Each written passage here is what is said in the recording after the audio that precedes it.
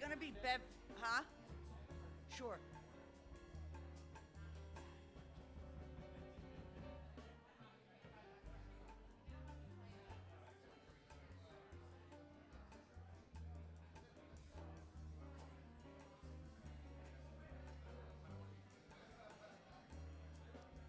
Iris needs, yeah. Yeah, that's great.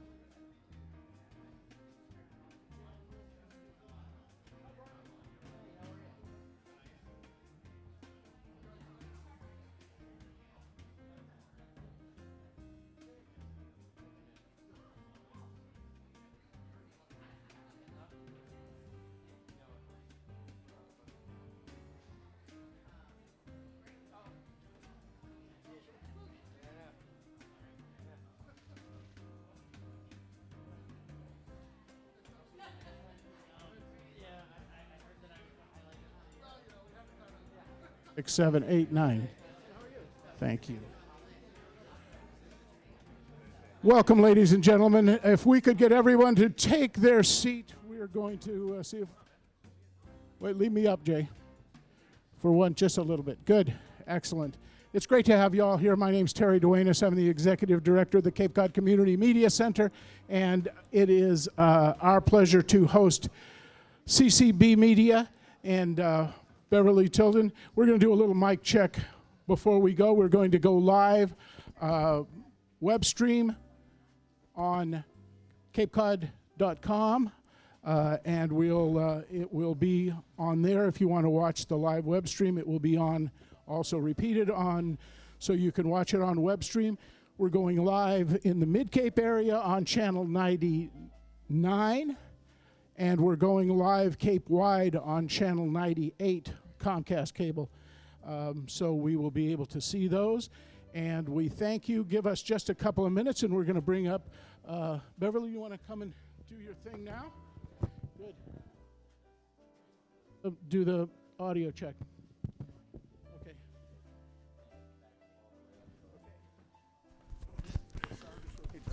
Yes. How are you? Nice to see you. Love to have you.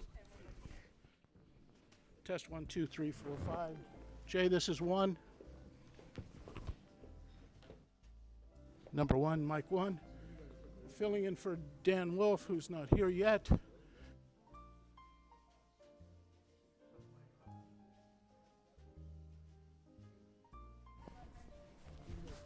to go. Mr. Whalen, if we could have you do a little mic check for us. Seat number 2, mic check, 1, 2, 3, 4.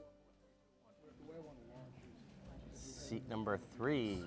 Can you hear me? Session, what is on the plate, what are each of you, what priorities you're working on right now, so that everybody knows what you've got coming up. So let each of you, and you may have duplicate issues, which is fine, obviously.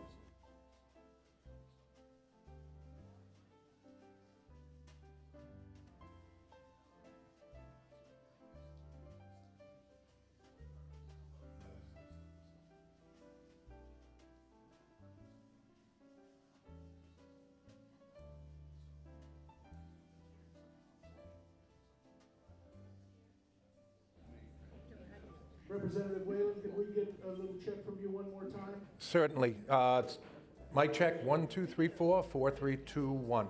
Thank you, sir. Quite well. Representative Mann. Yep. Am I on? I am on. Hello. 1, 2, 3. Thank you. Yeah. 7 years ago, our forefathers set forth upon this continent a new nation, one conceived in liberty and dedicated to the proposition that all men are created equal. I think they cut you off. Ms. Peak? Hello, I'm Sarah Peak. Can you hear me? I think that microphone, it's all that hot air. Could that be? Anybody there? Can I hear? Can I hear? Can you hear me? No.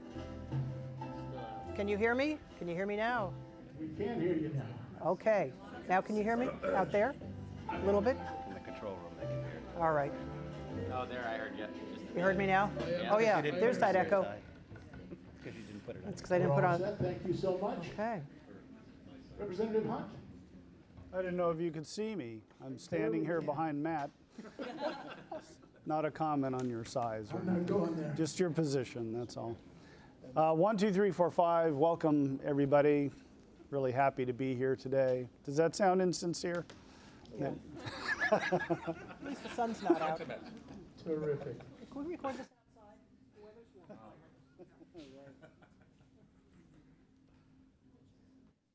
Thank you, folks. Matt, we're just about ready to go. And Beverly, if you want to do your introduction, thank you.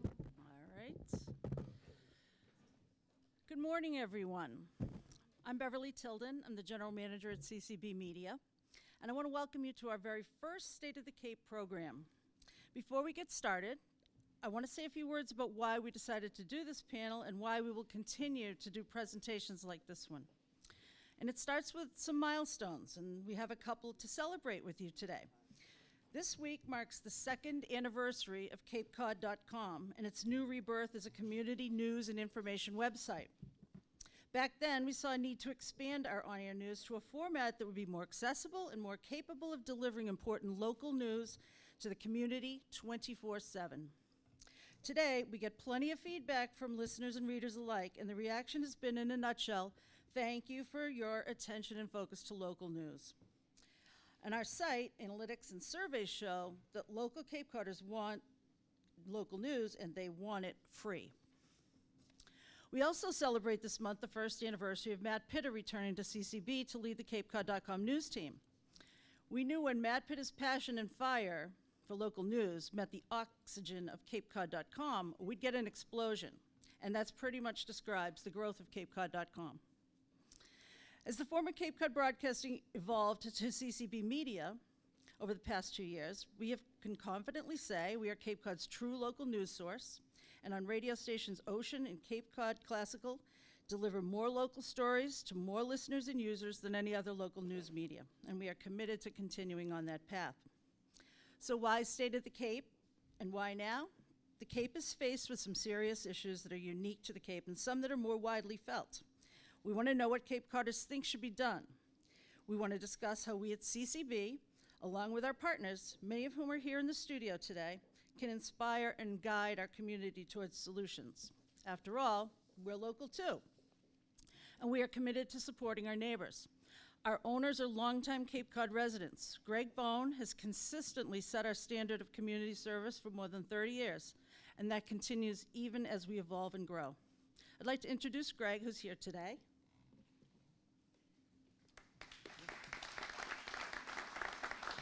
Greg Bone is managing partner of CCB Media. So that's why we're here, and it's time to get to work. I want to thank Terry Duenas and his crew here at Cape Cod Media Center, and of course, our Cape Cod delegation. We thank them for taking their valuable time with us today. And last, let me thank our sponsors, Prime Mercedes-Benz of Hyannis, and General Manager Brian Scarpolini, and second, the Cooperative Bank of Cape Cod, and Senior Vice President John Foulon. John would like to say a few words. Good morning, very brief. We're happy to partner with CCB Media on this forum. It's important. The issues we're going to talk about today, this is one of those sponsorships that's sort of a win-win because we exclusively serve Cape Cod, so the issues we're going to talk about today impact not only our current customers, but future customers of the bank.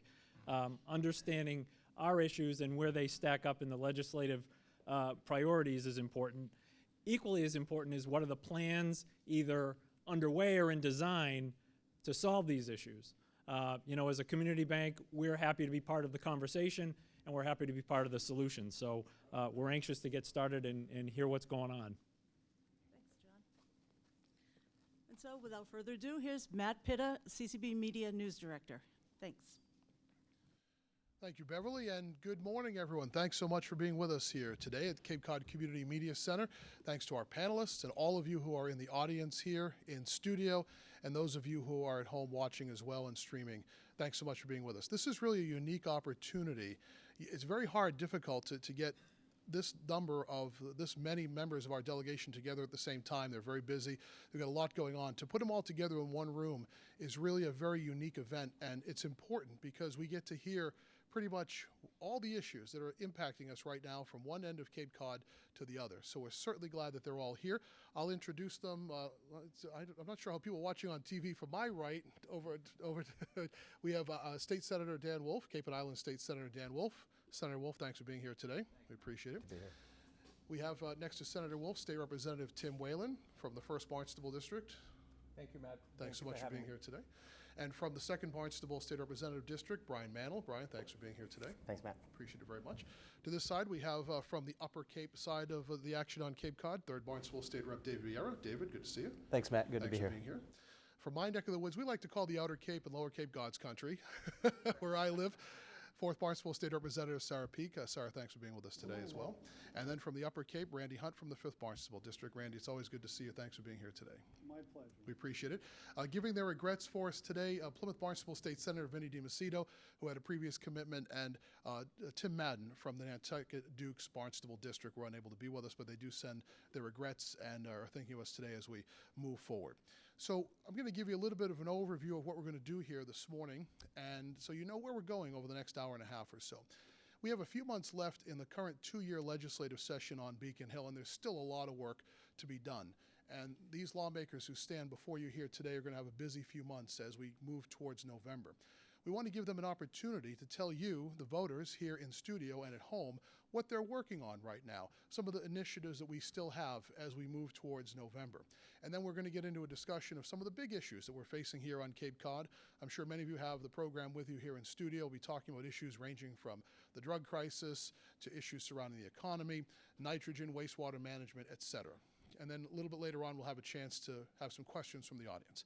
Now, I will, as the moderator and gatekeeper here today, will just put out a caution. We are in an election year, and I'm very aware of that. This is not designed in any way as a campaign or election event. This is an informational and educational forum for the community. So we do not want any political speeches, if I think we all understand what we mean about that. Not just necessarily from the floor, but also from questions. We don't want any speeches being made from the campaign floor. We want good, objective, informational questions asked. So with that, we're going to get underway, and I'm going to start to this side. I'm going to give each member of the delegation a couple of minutes to tell us what you're working on right now and some of the initiatives that you still have. Now, Senator Wolf, we'll start with you. You have a few months left in office. By the way, we didn't put you on the end because we're pushing you off the Cape.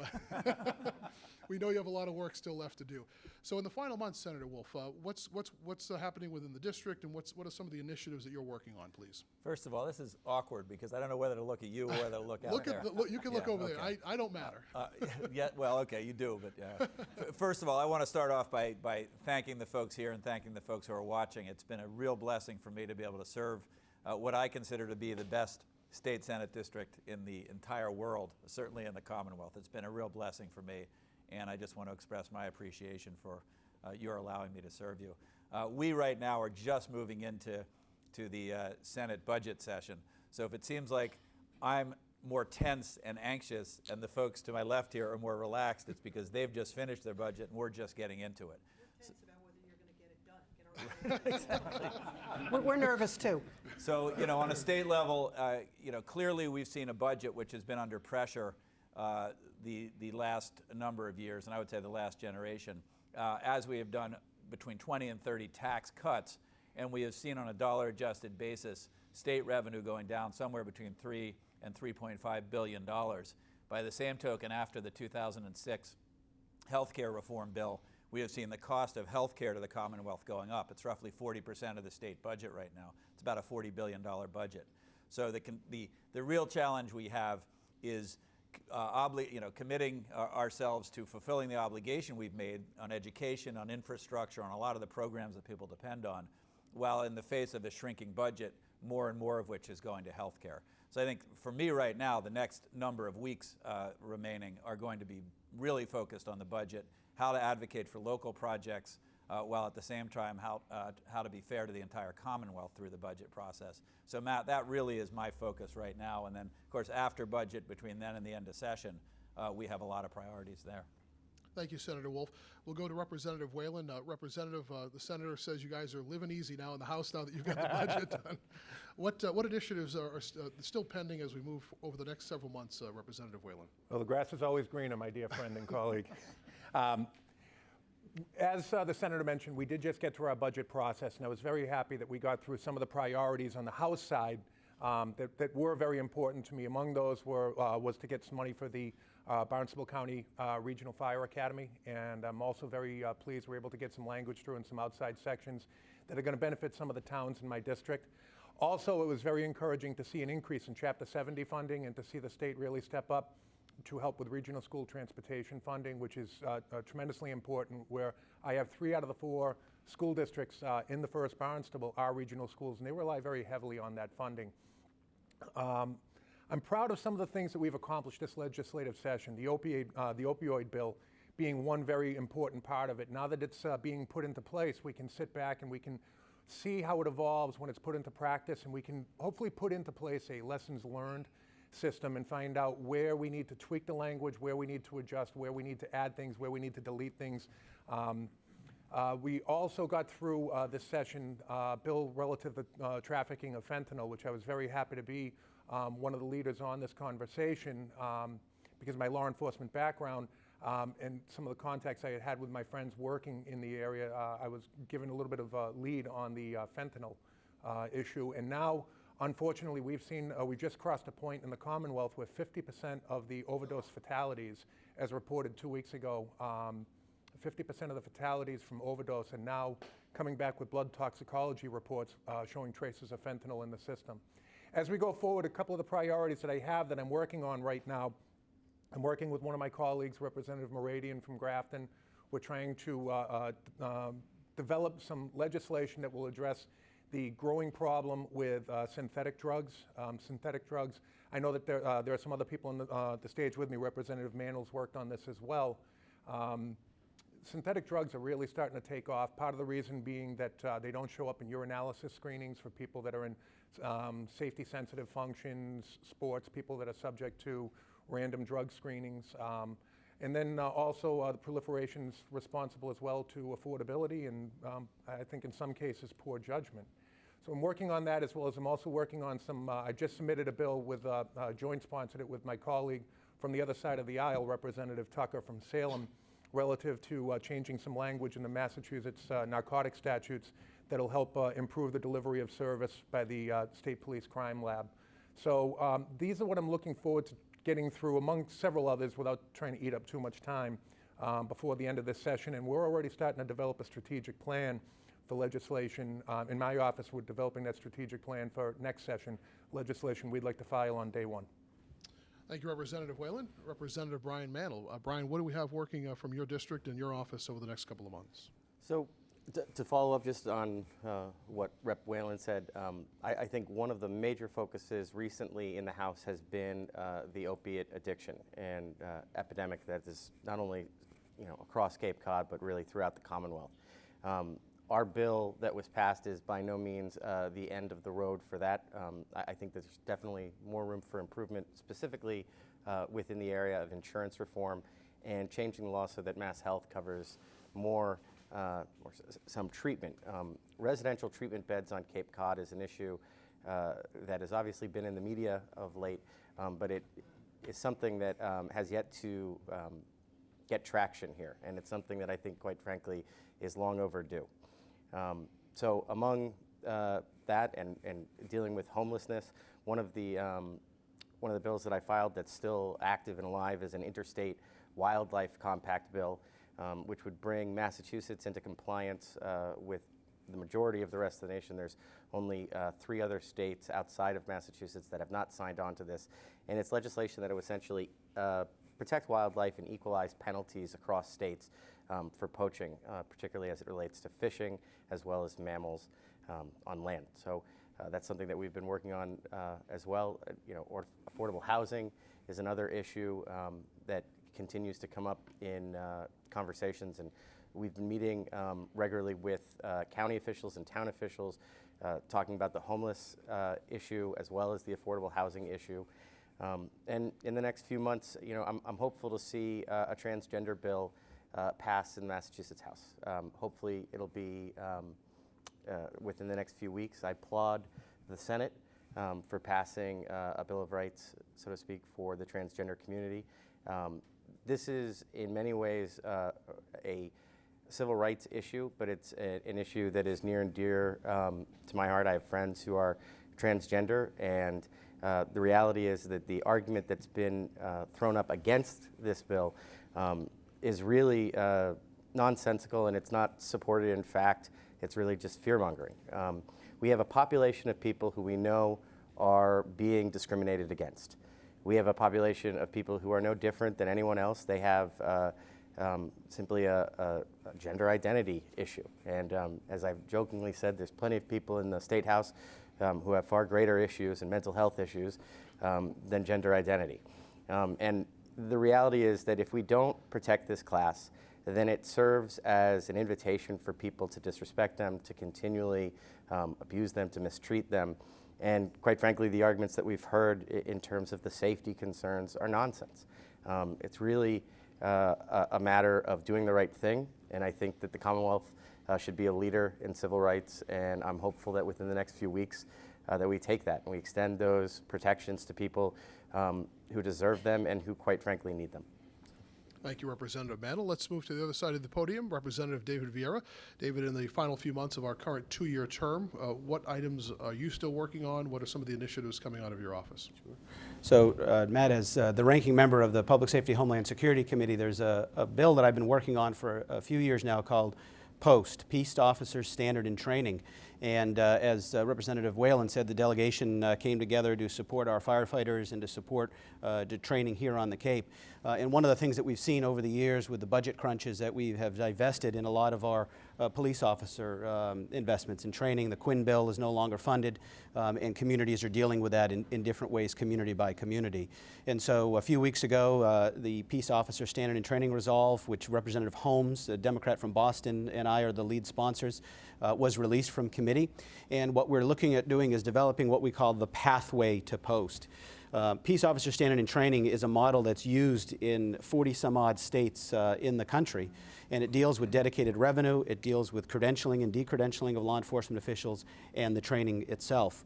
In Massachusetts, we have various training entities that train different law enforcement agencies, and what we're trying to do is come together as a common training entity. But in 2010, the state did a special commission to look at police training, and the main recommendation was we should have a post system. And then in 2011, when I took a seat in the legislature, I served on the Section 22 Commission with the sheriff's offices, and we came out with a recommendation that there should be post training, and the sheriff's departments should be part of that with all other law enforcement agencies. But an actual bill to get us to those recommendations has not been submitted.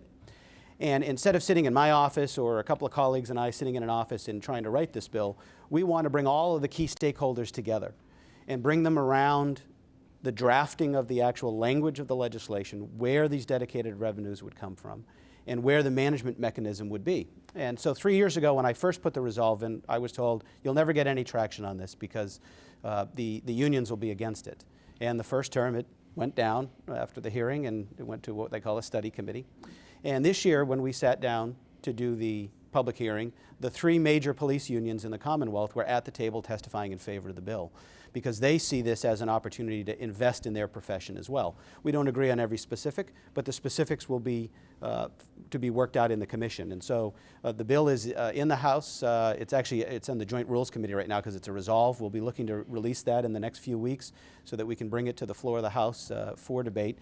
And then we will look to establish a special commission whose goal will be over the next year to work out the details of the system, to really deal with the policy issues around the credentialing, the training, and the resources necessary to make that system work. So that's one project that we're continuing to work on at the end of session here. The other one affects the Cape home builders and home builders throughout the Commonwealth. I've heard from the Home Builders Association and from architects and those in the industry that when we go from community to community, when we allow stretch codes in our building code, it makes it difficult to do business. And as we know, one of the key drivers of economic prosperity is the housing industry. And so back in the 1970s, when the Commonwealth developed its uniform state building code and established the BBRS, we had one building code for Massachusetts. Well, over the last few years, we've been having a lot of breakup by communities and changing that building code. And so Representative Walsh, Democrat from Framingham, and myself are lead sponsors on a bill to have a uniform state building code again and to not allow BBRS to issue local options for the code. It made it out of committee with a positive recommendation, and we look forward to bringing it up in the House in the next few weeks. And the last thing I'll mention, it's an ongoing process, but it's dealing with transportation in the Upper Cape and the bridge crossings, as I know is of interest to many individuals. I'm still actively involved with the Cape Cod Canal Region Working Group for the Transportation Plan. We'll continue to engage in that process, both with the state agencies and our local agencies, and to resolve financial questions around potential commuter rail to Buzzards Bay. We've been working very closely on this with the Cape Cod Regional Transit Authority and MassDOT, and we look forward to bringing a resolve pilot in this sometime, hopefully in the next year. Thank you, Representative Vieira. State Representative Sarah Peak, again for the 4th Barnstable. Representative Peak, what items are still on the agenda in the final few months of the current session? Well, there's a lot of items on the agenda for the final few months because I'm fond of saying the legislature is, we're somewhat like a bunch of college students. in that when you begin your class, you know that you're going to have finals, and there's probably going to be a term paper that's due at the end of the semester. Well, we don't have semesters, we have terms, but it's a similar sort of rhythm to our life.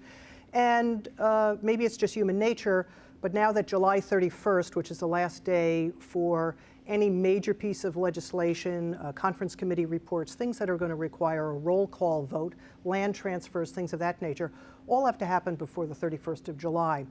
Now, before people have a complete panic attack, that doesn't mean everything has to happen before the 31st of July. Certain bills that enjoy broad bipartisan support or local bills, we have until early January, which marks the beginning of the next session when the next group of legislators is all sworn in.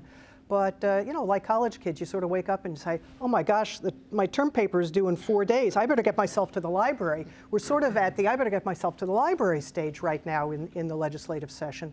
And there's some large ticket items coming our way. I think that Representative Whalen did a great job of encapsulating what we have been working on so far. But moving, and by the way, let me highlight for people also, I think you've heard all of us talk about who we're working with on various pieces of legislation and how we make stuff happen. I'll use Representatives Whalen's ability to obtain funding for the Fire Academy. I think it was, what, $100,000. You should have seen all of us, and Representative Madden also, tag teaming the chair of Ways and Means Committee and his staff and other legislators to make that happen. I think I tackled Brian Dempsey in the hallway before he even came into the room, and then we all sort of lined up like a chorus together and literally were singing from the same hymnal. We hear a lot about the dysfunction of the legislative process in Washington, D.C. because people are unable to work collaboratively together. Now, do we vote the same way all the time? No. All you have to do is read the Cape Codder out my way to see with roll call votes.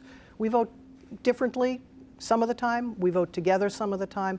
But when it comes to priorities for the Cape and Islands, I think you can count on us to be standing shoulder to shoulder.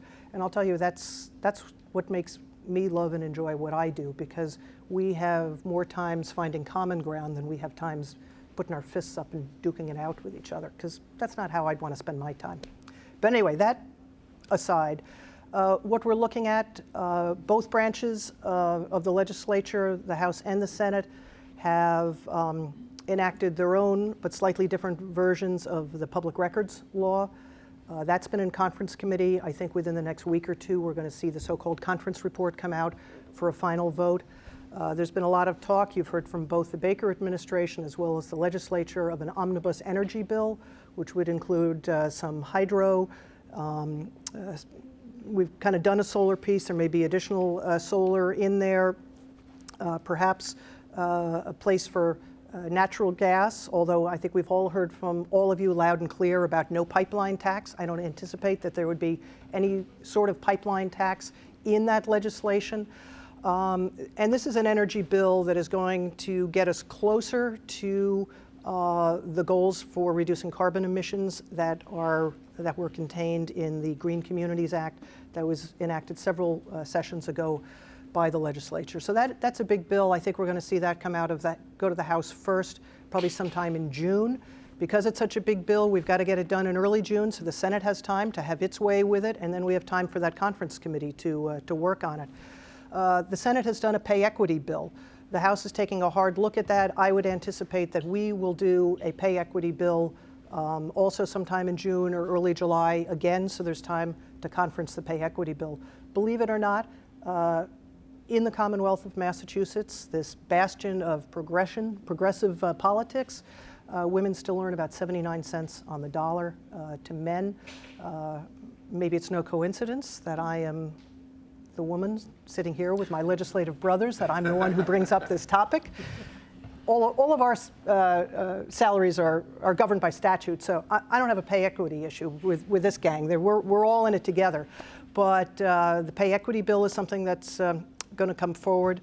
With the energy bill, I'm working very hard on getting a piece in that bill, either as it comes out of committee or through the amendment process. I tried to do it in the budget and wasn't able to. Creating a commission on the decommissioning of the Pilgrim Nuclear Power Plant. I looked hard at the Vermont model. I looked hard at the Connecticut and New York State models on these decommissioning commissions. I want to make sure that the state has a seat at the table. I want to make sure that Cape Codders have a seat at the table, as well as people from Plymouth County.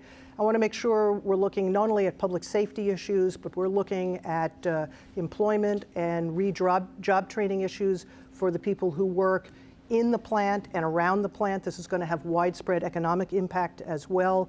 And I want to make sure that we're looking at emergency planning issues as we move forward, because we're really sort of at a cusp moment now. The plant is due to shut down in 2019. I kind of hoped it was going to be 17, but in 2019. And so I think some of the ways we've been thinking about the Pilgrim plant, at least I as a legislator in terms of what's important legislation, there's been a global shift in that. I understand that there's some pushback from the Secretary of Energy and Environmental Affairs office on this idea. So I've got to call in to him, and I'll sit down with him and see what his issues are. We'll see if we can work that out ahead of time and get it done before the energy bill comes out. On more of a local level, working closely actually with that same secretary, Secretary Beaton, on getting funding released from the Environmental Bond Bill to address the dredging project in Wellfleet Harbor, multi-million-dollar project. People in Wellfleet can't afford that on their own. Working closely with the Board of Selectmen in Chatham, using more my bully pulpit than legislative pulpit, I would say, in dealing with the record of decision on the management of the wildlife refuge area.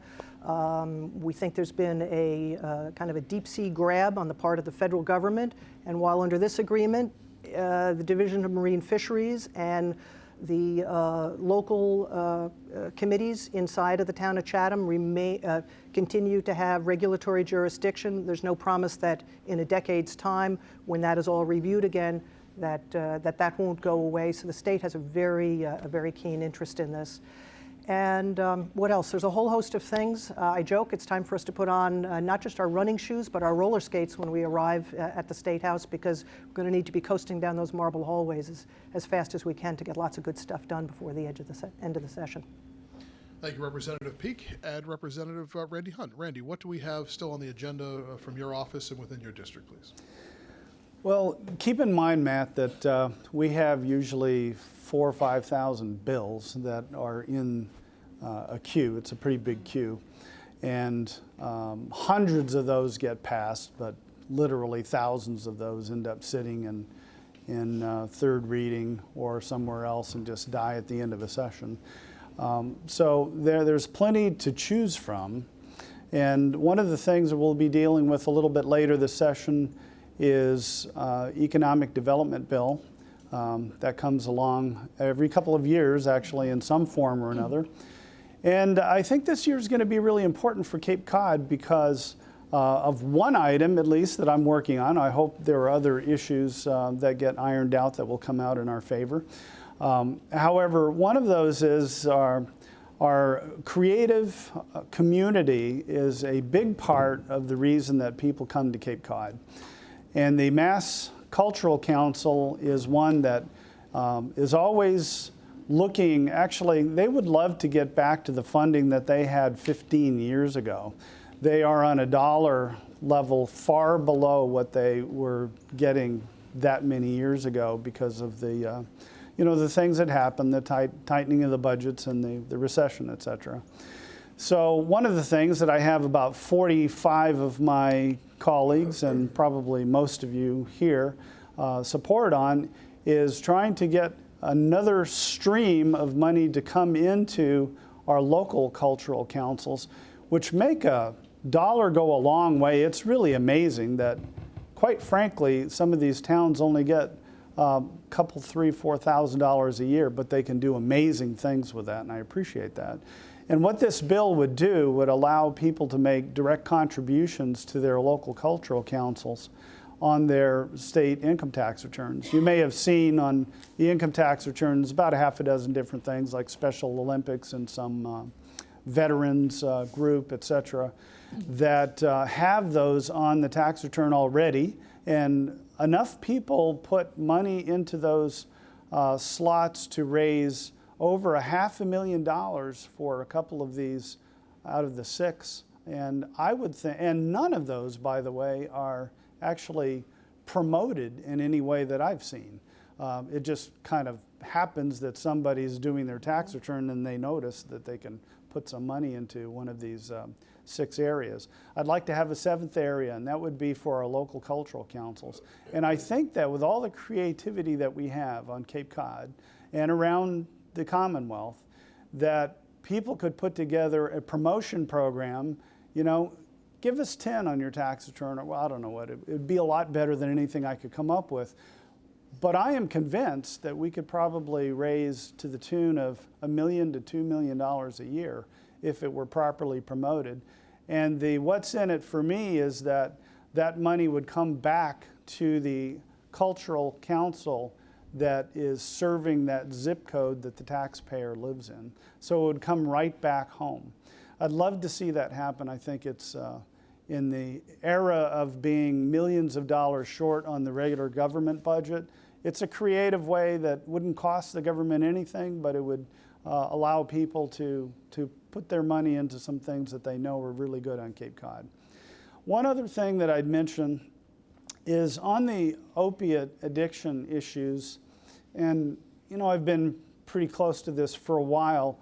And we've had, late last year, we had a bill that was put into place on September 1st that adds to the number of days that somebody can get into their initial treatment up to 15 days without having to clear that with their insurance company.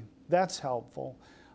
Just a few weeks ago, the governor's bill, which was changed and added to quite a bit by the legislature, no doubt.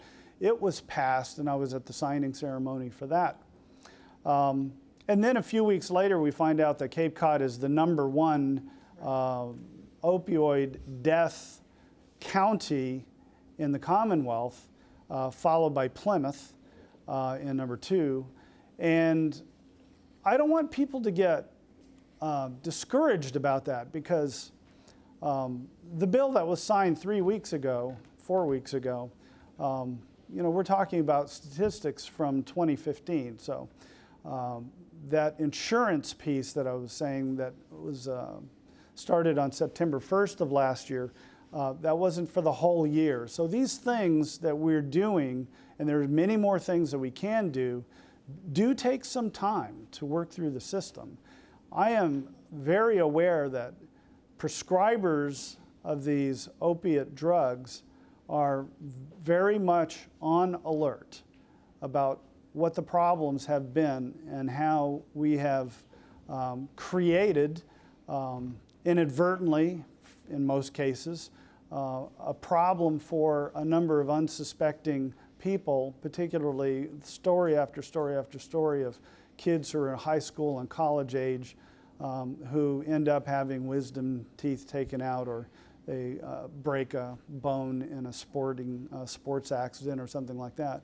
And next thing you know,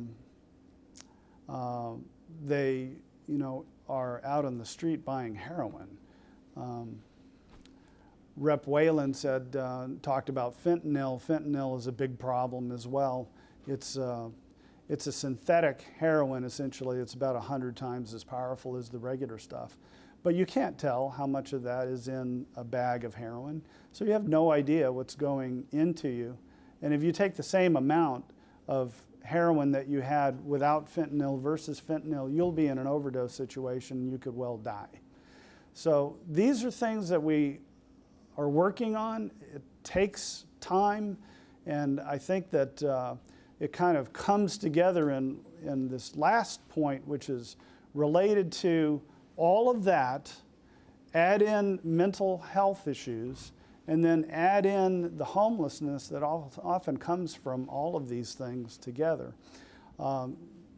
Rep. Mantle and I have worked very closely over the last few months in looking at the homeless situation on Cape Cod. And Brian is at ground zero of what's happening in Hyannis, obviously. And we have met with Secretary Jay Ash, who is dealing with housing as well as Secretary Sutters, who is the Health and Human Services Secretary, and I met yesterday with the Department of Public Health Commissioner, Monica Barrow, about that issue as well as homelessness and the drug addiction that we're looking at. And I'm starting to see a picture of how we might be able to put together some pieces that didn't seem to fit just a few months ago.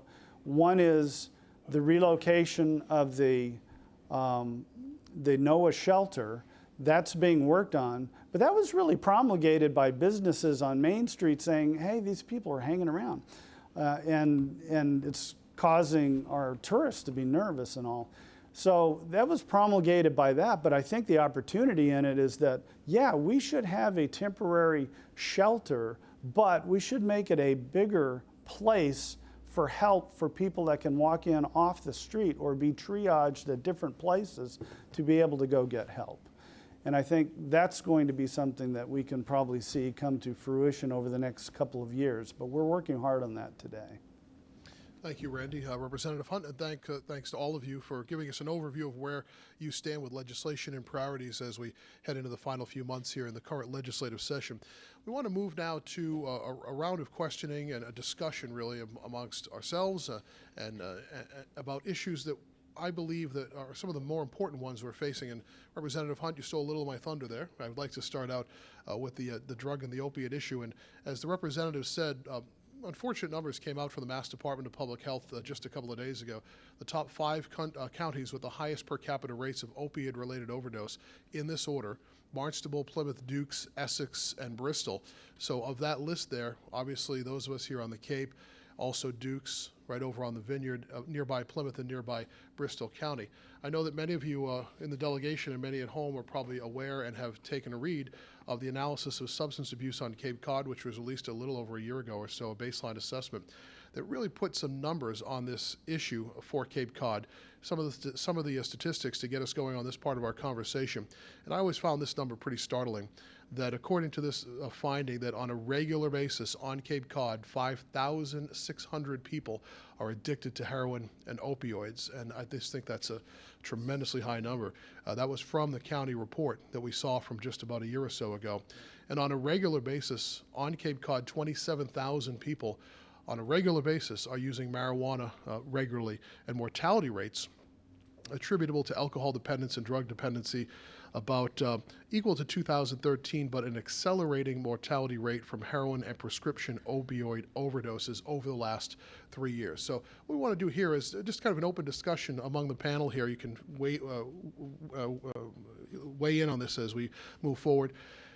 The legislation passed, as you talked about, Representative Hunt, and Governor Baker signed that recently. But where do we go from here? Because you can't just have a piece of legislation and then not move forward. So what are the action items? How do we move forward on this issue for Cape Cod, specifically in light of these statistics that we have in front of us? So I'll take a hand, or whoever wants to jump in. I'll go to Senator Wolf first. Yeah, first of all, I want to applaud. I see people in the audience who have really come together, DeWitt Davenport and others from the private sector, to really raise resources and raise the issue. And I want to applaud that, because this is going to have to come not from the top-down government, but it's going to have to come from the entire community.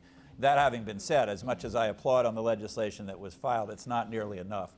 And Matt, there are 2 things specifically I would focus on. One is, we know that 14 days is not adequate treatment for someone who has an opioid addiction problem. So we need to extend that period of treatment, and we need to include wraparound services. So it's not just about treatment for substance abuse, but it gets into job training and job availability. It gets into transportation. It gets into housing. So we have to make sure we're providing wraparound services. The other thing, which I still can't get my head around, is that we're not holding the producers more responsible. We are holding the prescribers, and we're starting to put some mechanisms in place to make sure that the prescribers are prescribing responsibly. 80% of the opioids in the world are being used by 6% of the world's population here in the United States. In the case of Vicodin, 99% of the Vicodin that's used in the world is used here in the United States. The market is being flooded by these prescription drugs. And I filed a bill, and I filed an amendment which went down in this piece of legislation, which would have said, let's have a mandatory take-back program. Let's put those pills back to the producer. Let's get the revenue back from the producer that represents what those pills actually produce as far as their profit. And let's allocate that revenue into prevention and treatment. That went down in flames, but if that's not the way to do it, I would sort of throw out there to my fellow legislators and to the public, what do we do about the fact that huge profits are being made by the market being flooded by producers of these drugs who are not being held accountable? Instead, we're looking for insurance and we're looking for the private sector to figure out how to pay for this. And I think we really need to hold the pharmaceutical companies more accountable. Representative Peak? So Dan, related to that, the pharmaceutical companies are flooding the market, and part of what contributes to that is studies have shown that most doctors, and no fault of theirs, but they receive their ongoing education about drug therapies from the pharmaceutical company's representative who comes to their office. So, their source of learning about the use of this drug and what it's supposed to do and its harmless nature in many cases is coming from the sales rep for the manufacturer. I had an interesting conversation with Cheryl Bartlett in my office a couple of weeks ago. She came in. She's now working for a foundation that's Boston-based, and one of the things they're working on is they have put together a group of medical school professors who will be compensated through this foundation, who will take on the role of doing the outreach and education to pain docs and dentists and other doctors, so that it is a, let's say, a less biased form of education that is coming. And I think, I think your idea is a good one, to hold the pharmaceutical companies financially accountable. But in our free market economy, if we can turn down the tap, which is part of what our bill that we all voted for does, because it limits the the amount of pills that can be prescribed without having to go back for a refill on it.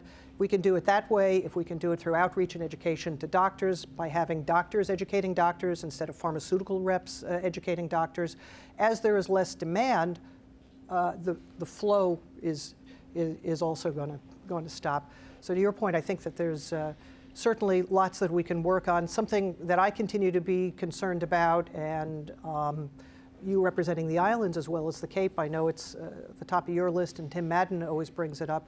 My district is geographically remote, from Harwich out to Provincetown.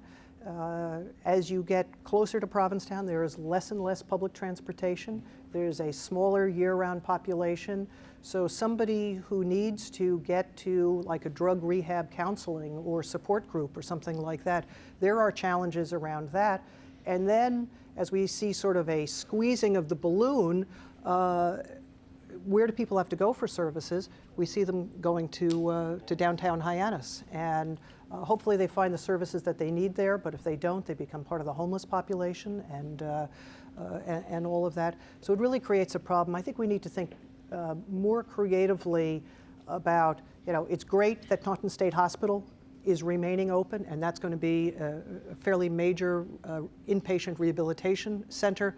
But I haven't done Google Maps on it yet. But if I were just to guess, I bet Taunton's about somewhere between 80 or 90 miles from Provincetown with no bus service. So that gets to be a challenge for people, because when you're in rehab, you need the support of your families and friends also, and that becomes a critical component as well, and it becomes more and more challenging as you get out my way, certainly if you're from Nantucket or if you're from Martha's Vineyard as well. So we'll be working on ways to increase that safety net in a geographic sense as well. Representative Mandel, then we'll go to Representative Viren Hunt.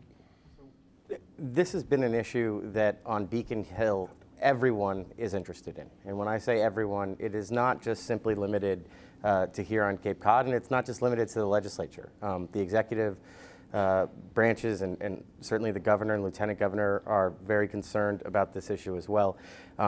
As disturbing as it is to hear that we're the highest in overdoses, and I think we tend to focus on some of the negatives, as a result of the crisis that we have here, there is a lot of good work that's going on right here on Cape Cod.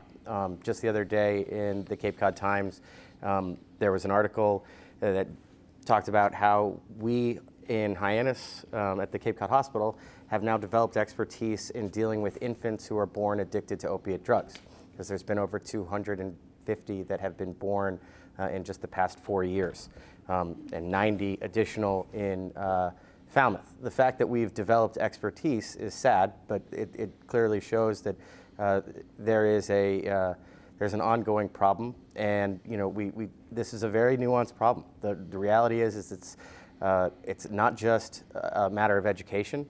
There are different ways to fall into addiction. We hear the story again and again about people who have been injured in a car accident or had some sort of sports-related injury, then become prescribed opiates and then become reliant upon that very quickly. It says, something like 5 days, you can become addicted to opiates. And all of us have had this discussion, and it really, we are throwing everything that we have at it. But what we're finding as we get deeper into this is that there is no real silver bullet solution. Some people don't like methadone clinics. Some people, will criticize them and say it just creates a dependence, and the model it's financially rewarding to the people who make the morphine. Some people say that Vivitrol is the way that we should go.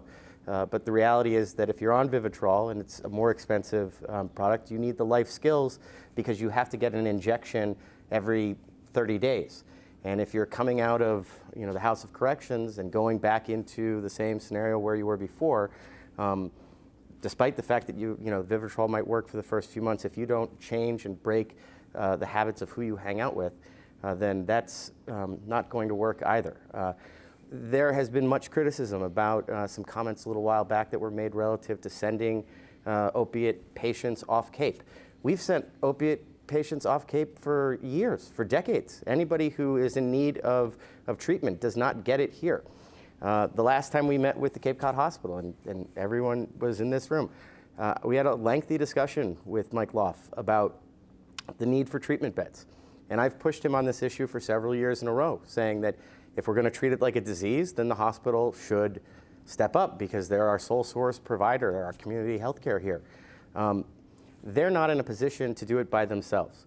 They say that they're partnering with Duffy and they're partnering with Gosnold, and they're doing the best that they can, but that they can't do it alone and that they won't build the beds. We need federal funding, state funding, local funding. There are things that we can do at the state level. Passing this omnibus bill is one first step, limiting the number of drugs that can be prescribed, mandating that they be reported, having provisions so that they can be partially filled, and not giving them to juveniles. Those are great things. That's just the overall net. But what you need at the local level is a system that can actually treat these people. And we've explored other options. There's some work that's being done in Gloucester. Sort of changing the mentality in the public safety profession and moving away from the criminalization and into treating these people for what they are, which is they're addicted and they have a disease. And this is very contentious because in my neck of the woods, in Hyannis, we do have the largest collection of social service agencies that are dealing with this. And there are plenty of businesses who feel very much put out because we've become a magnet or a haven. But the reality is that the situation would be much, much worse if we didn't have those services in place. And pulling them away does nothing to help solve the problem. So on Senator Wolf's point, there is legislation that he's filed, which I fully support, relative to trying to hold the pharmaceutical companies more accountable. But we have to explore other options as well. And we're having a civil discourse here. I'll bring it up, but I've said it again and again. We've talked about the legalization of marijuana. And many people, in fact, some of the people on this stage may be opposed to that, certainly in terms of the recreational use of it. I don't think anyone's going to deny that the rollout of the medical marijuana has been atrocious. There is no medical marijuana yet has been rolled out. I'm not trying to make a pun about rolling marijuana, but I will say this. There have been, you can get studies that say it's going to pass, it's not going to pass. There's people who have polled on this issue about the current ballot initiative. I don't currently support it, and it's not because I don't support the legalization. I don't support the bill that's going to be on the ballot because it doesn't tax it enough. And I think that if we are going to move that way, as the rest of the nation seems to be moving, in terms of having a more thoughtful drug policy, then we should be taxing marijuana, and we should be taking the revenue from that. We should be taxing the crap out of it and putting it into things like prevention, education, and drug treatment beds. And there is a source of revenue there if we have the political will to do it. But right now, that political will is not there on Beacon Hill. I think that most of the folks who are on Beacon Hill want to see what the voters do, and then we'll sit back and assess if it gets passed. But I think that we have to think outside the box. What we've been doing in terms of the war on drugs is not working. And the further we go, it seems to be a larger and larger problem for all of us. And don't think for a second that everybody in this room, I mean, I guarantee you, if we asked how many people here know someone who's been impacted by the opiate addiction epidemic, and if you raised your hand, it's probably everybody in the room. I can tell you I know 6 people who have died in the past 6 years. It's a plague on our society, and I don't want to just hold the physicians accountable, but yes, there is a pendulum that swings back and forth. At one point, doctors were told that they need to treat pain and they need to get out there and prescribe more. It appears that they've done too much. Now we've got to pull it back. So, Thank you, Representative Mandel. Representative Vieira. Representative Mandel just touched on the point that I wanted to bring up, that while we talk about investments in intervention and treatment at the government level, we also have to look at the professional organizations that look at the credentialing and reimbursement schedules for physicians. We see a direct correlation between when pain became a vital sign and the increase in the prescribing and then the increase in the addictions. And so a few months ago, we had the president-elect, now the president of the American Medical Association in Boston at the State House, to begin a dialogue as to the role that those organizations have to look at pain. Do you need to have an opiate when you leave the dentist? Or do you need to take a couple of Advil or some Tylenol? And if tomorrow you still have pain, come back, we'll give you a couple days prescription to take care of that pain. Or do we just give you a 30-day prescription? Now, 7 days under state law, but even 7 days. Do you need 7 days when you have a wisdom tooth pulled of an opioid, of which you might take 1 pill and leave 6 in the cabinet until you go away for the weekend and your teenage children are having a party at the house and somebody says, hey, what's this? That's one of those pills. And then we get caught in this cycle. So we need to have a paradigm shift, not only in the profession, but with all of us in society, as to what does pain mean. Pain is like the yellow light when you get to an intersection, right? There's something wrong, something's going to happen. Are you going to stop or are you going to go? And to be able to manage that pain so that patients and individuals have a level of comfort, but also are in tune with where did that pain come from and what's really driving the need for any type of pain medications. And I think that is big. I do a lot of work in the early education and care arena and served on the special commission with Commissioner Weber and been working on a lot of those issues, because while we are focused right now on the numbers that, Matt, as you mentioned, that just came out for our county about treatment and intervention right now, we also have to work on generational change and making sure that as we raise the next generation, that there's a cut of dependency, not only from the direct use of drugs, which can lead into the addiction, but also in the wraparound services that lead to a paradigm, one's outlook on life. We talk a lot, and the numbers are high now, of those that had a prescription drug and then got addicted and then went to heroin. But in my travels and in my conversations, particularly in Falmouth, working with the opioid coalition that the police chief has brought together with over 200 individuals from various backgrounds of agencies and families that have dealt with addiction, there's folks that just didn't feel like there was someplace in society for them. I didn't have a job, things went bad. Got a divorce, things went bad. I started drinking too much. Then I needed a better high. And so there's a whole other piece of this addiction that we need to address. And that's by building resiliency, building capacity, looking at primary prevention, And it's hard to tell when you've prevented something because you don't have a statistic. You know when you didn't prevent it. You know how many folks you got the 911 call for. You know how many folks you sent to the morgue. But it's hard to say how many folks would have headed in that direction, and because of wraparound primary prevention services, we put a new path for their future. And so I hope that all of us, as we move forward with this, we don't forget the primary prevention initiatives that we need and not just focus on the intervention and treatment right now. Thank you, Representative Vieira. Representative Hunt, did you want to weigh in on that? Yeah, I was going to say that, you know, people sometimes criticize us because we pass these bills, and it's like, why can't you just pass the bill that fixes the problem? But it's a moving problem. 5 years ago, most of the opioid deaths were because of prescription pills. You know, most of those being used illicitly. Today, most of the deaths are from heroin. Well, that's a moving target as well. What happened there? The DEA did actually a pretty good job of shutting down a lot of these pill mills that were down in Florida that were filling up cars and people driving up I-95 and putting them on the streets here. They did a good job of that. So, you know, it's supply and demand. The supply shortened. What happens? You know, Econ 101, price goes up. So the pills started getting pricier and pricier. We saw them move up to $60 or more a pill for a Perk 30, they call it on the street. So to the economic rescue comes heroin, which you can get for $5 or $10 a bag. Although you don't know what's in it, it's more dangerous. But when you're talking about being in the throes of addiction, you're going to do what you feel like you have to do.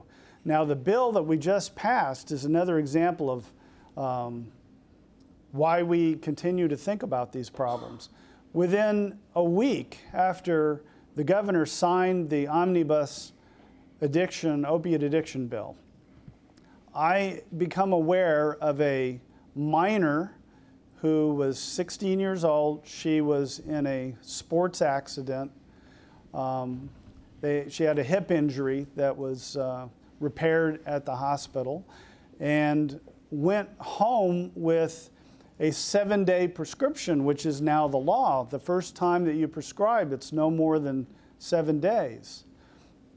8 pills per day. Okay? So 7 days, 8 pills per day. Here's how this normally works. Normally, you're going to be on a 2, 3, or 4 pill regimen, depending on the situation. OxyContin runs from 10 milligrams to 120 milligrams. So what happened here was, well, there's just a way to skirt around this by giving essentially nearly a month's supply, as what we've criticized in the past, and that was a doctor that was doing that. Sometimes, and don't get crazy when I say this, sometimes I think it's easier to convince God to do things differently than doctors.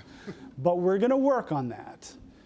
Now, the fire alarms are going on in the middle of this spectrum.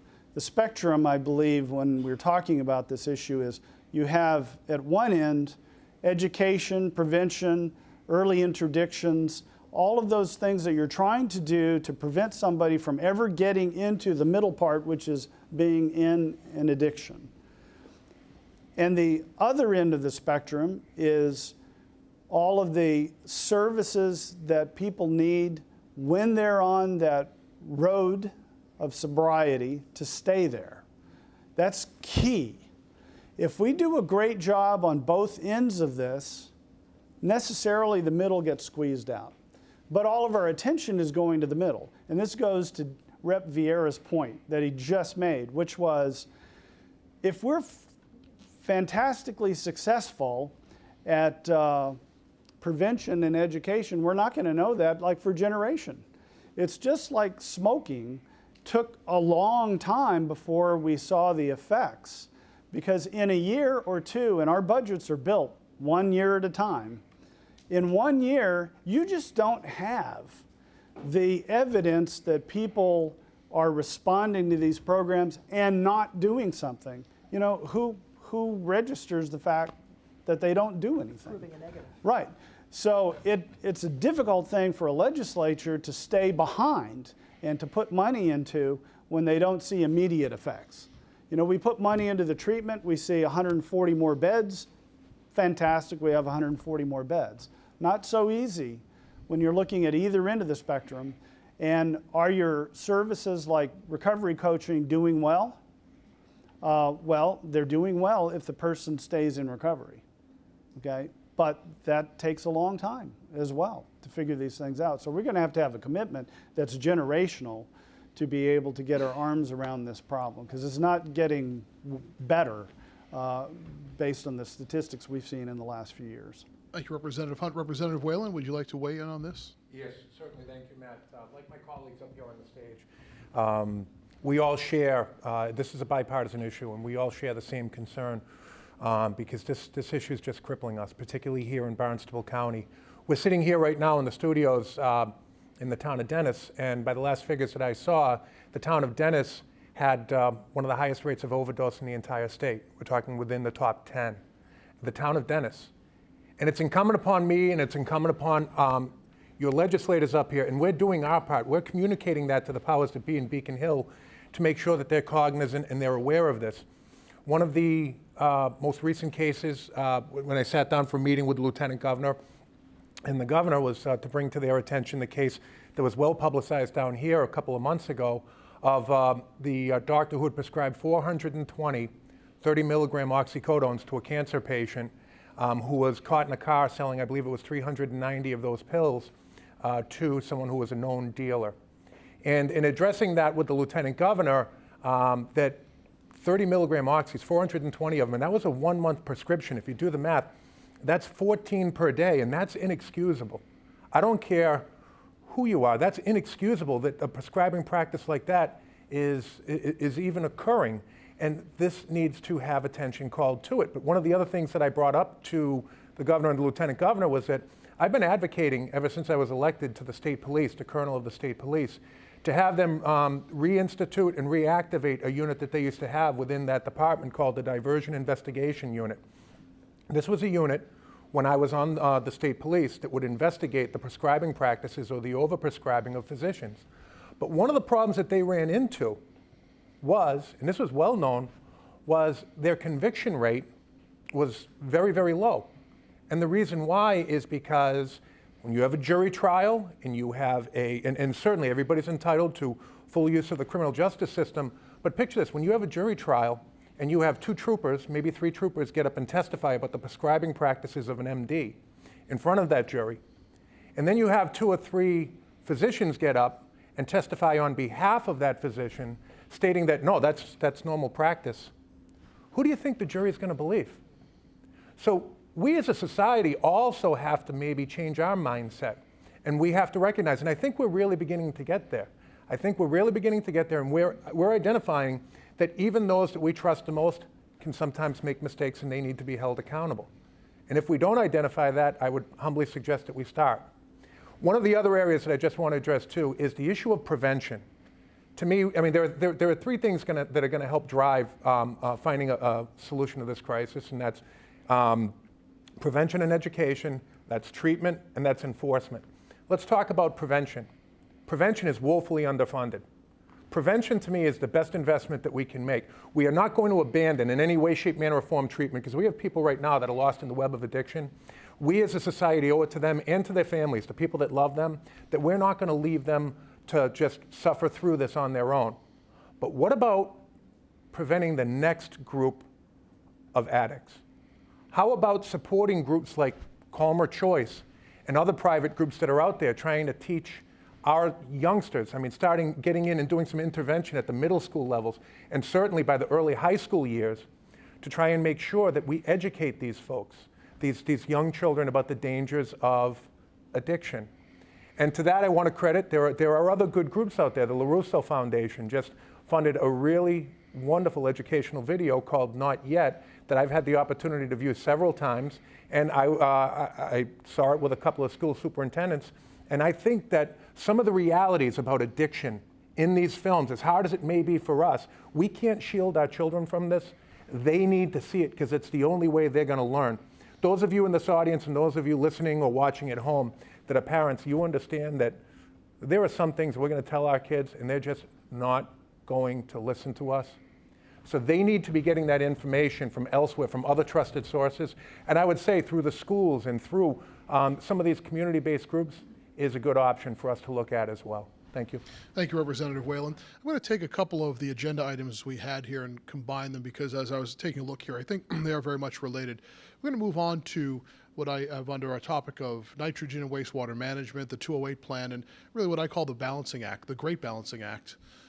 Protecting the environment while also growing our economy here. And some of you who have been on my programs before, one thing I always say is that on Cape Cod, the environment is our economy. You cannot separate the environment and the economy, especially in this region.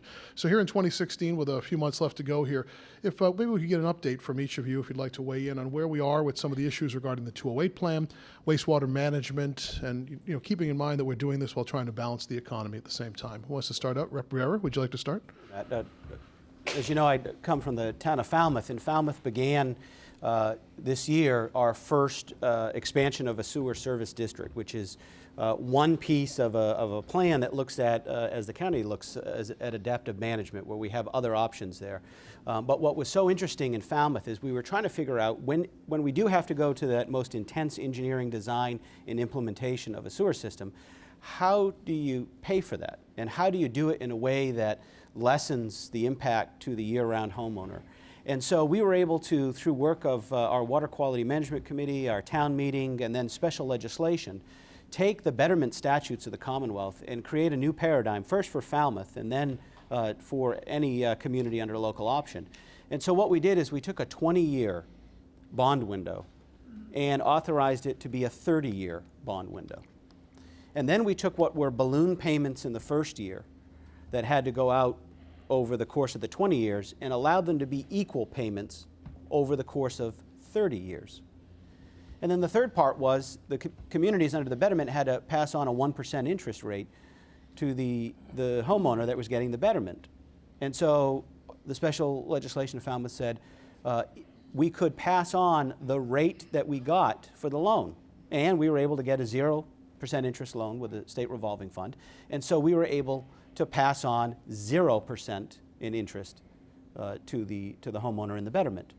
And so Chapter 1 of the Acts of 2016 is a local option law now that any community that's facing this and does have to go and deal with betterments and deal with sewering can accept that local statute and can work on extending the time, lowering the cost to the homeowner. So that was one thing that Falmouth used as part of our plan, and we were proud. Representative Madden, who is not with us today, unfortunately, but he was the lead sponsor of that piece of legislation to say, hey, this is working really well in Falmouth. Let's put this in the toolbox for all of our communities that are out there.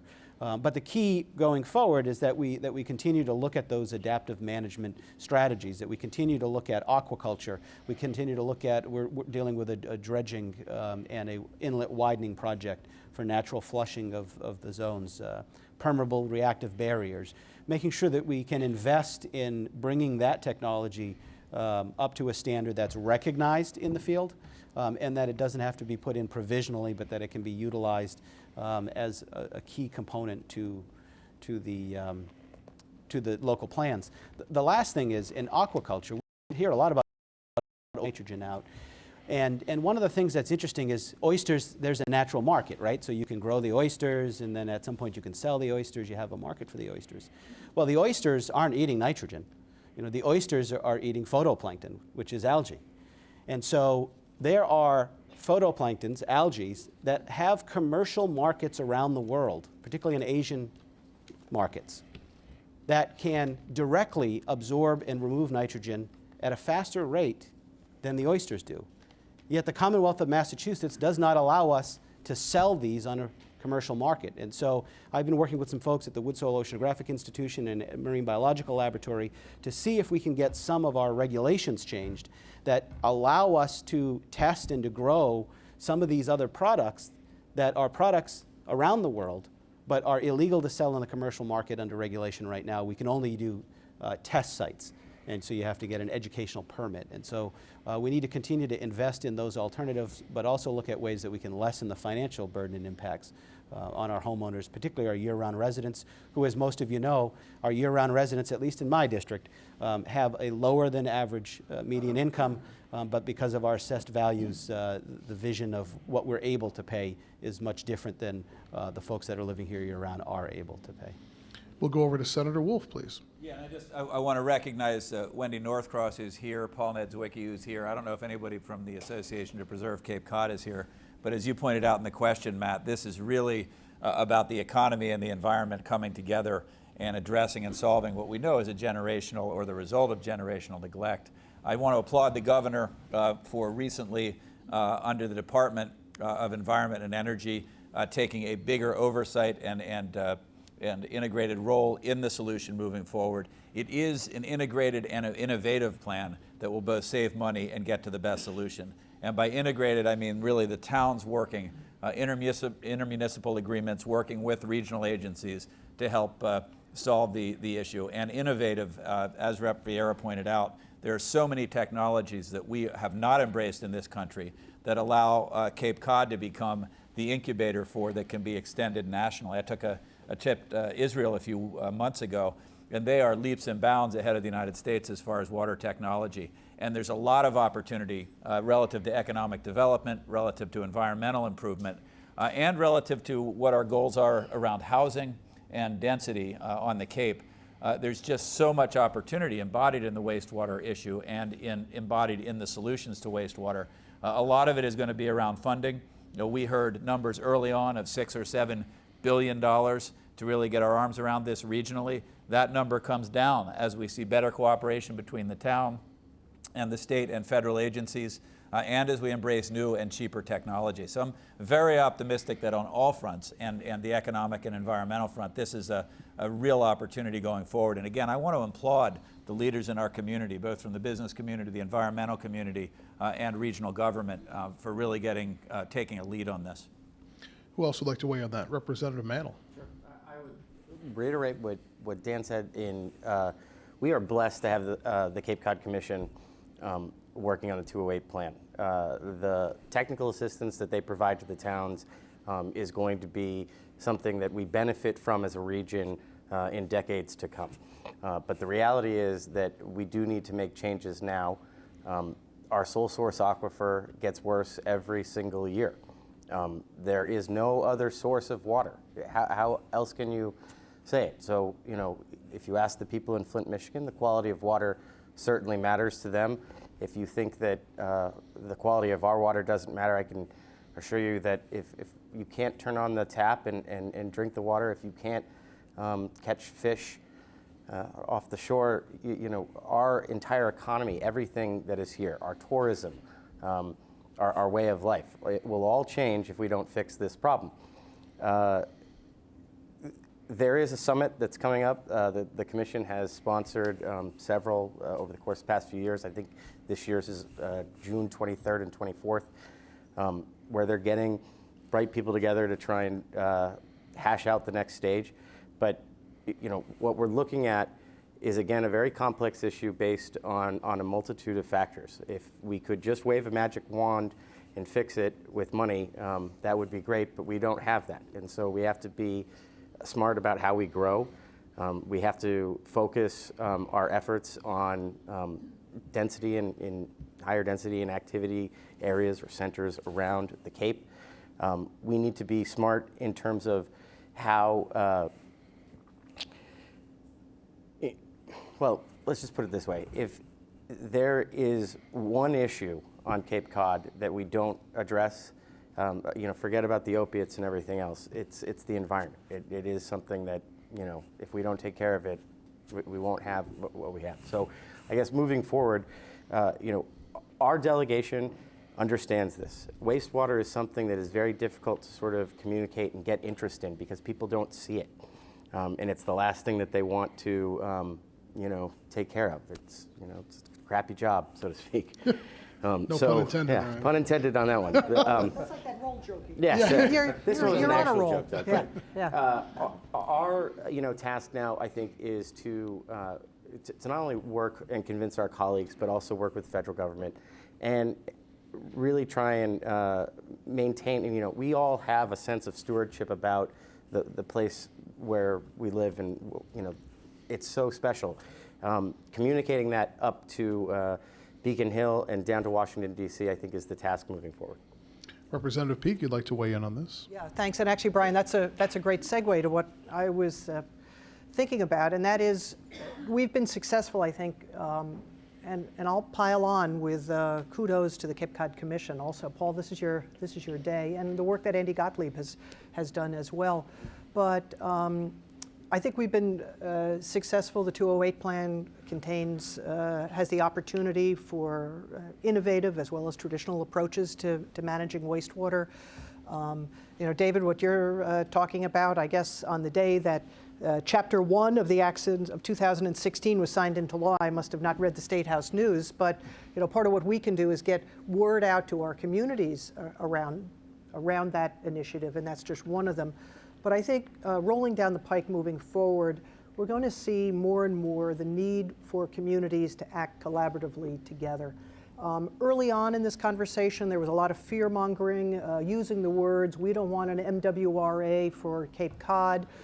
Let me just put that to rest. We are not talking about an MWRA for Cape Cod, but we are talking about things like if the Chatham sewage treatment plant has capacity to take Harwich's wastewater, then why should Harwich have to invest in its own wastewater treatment plant?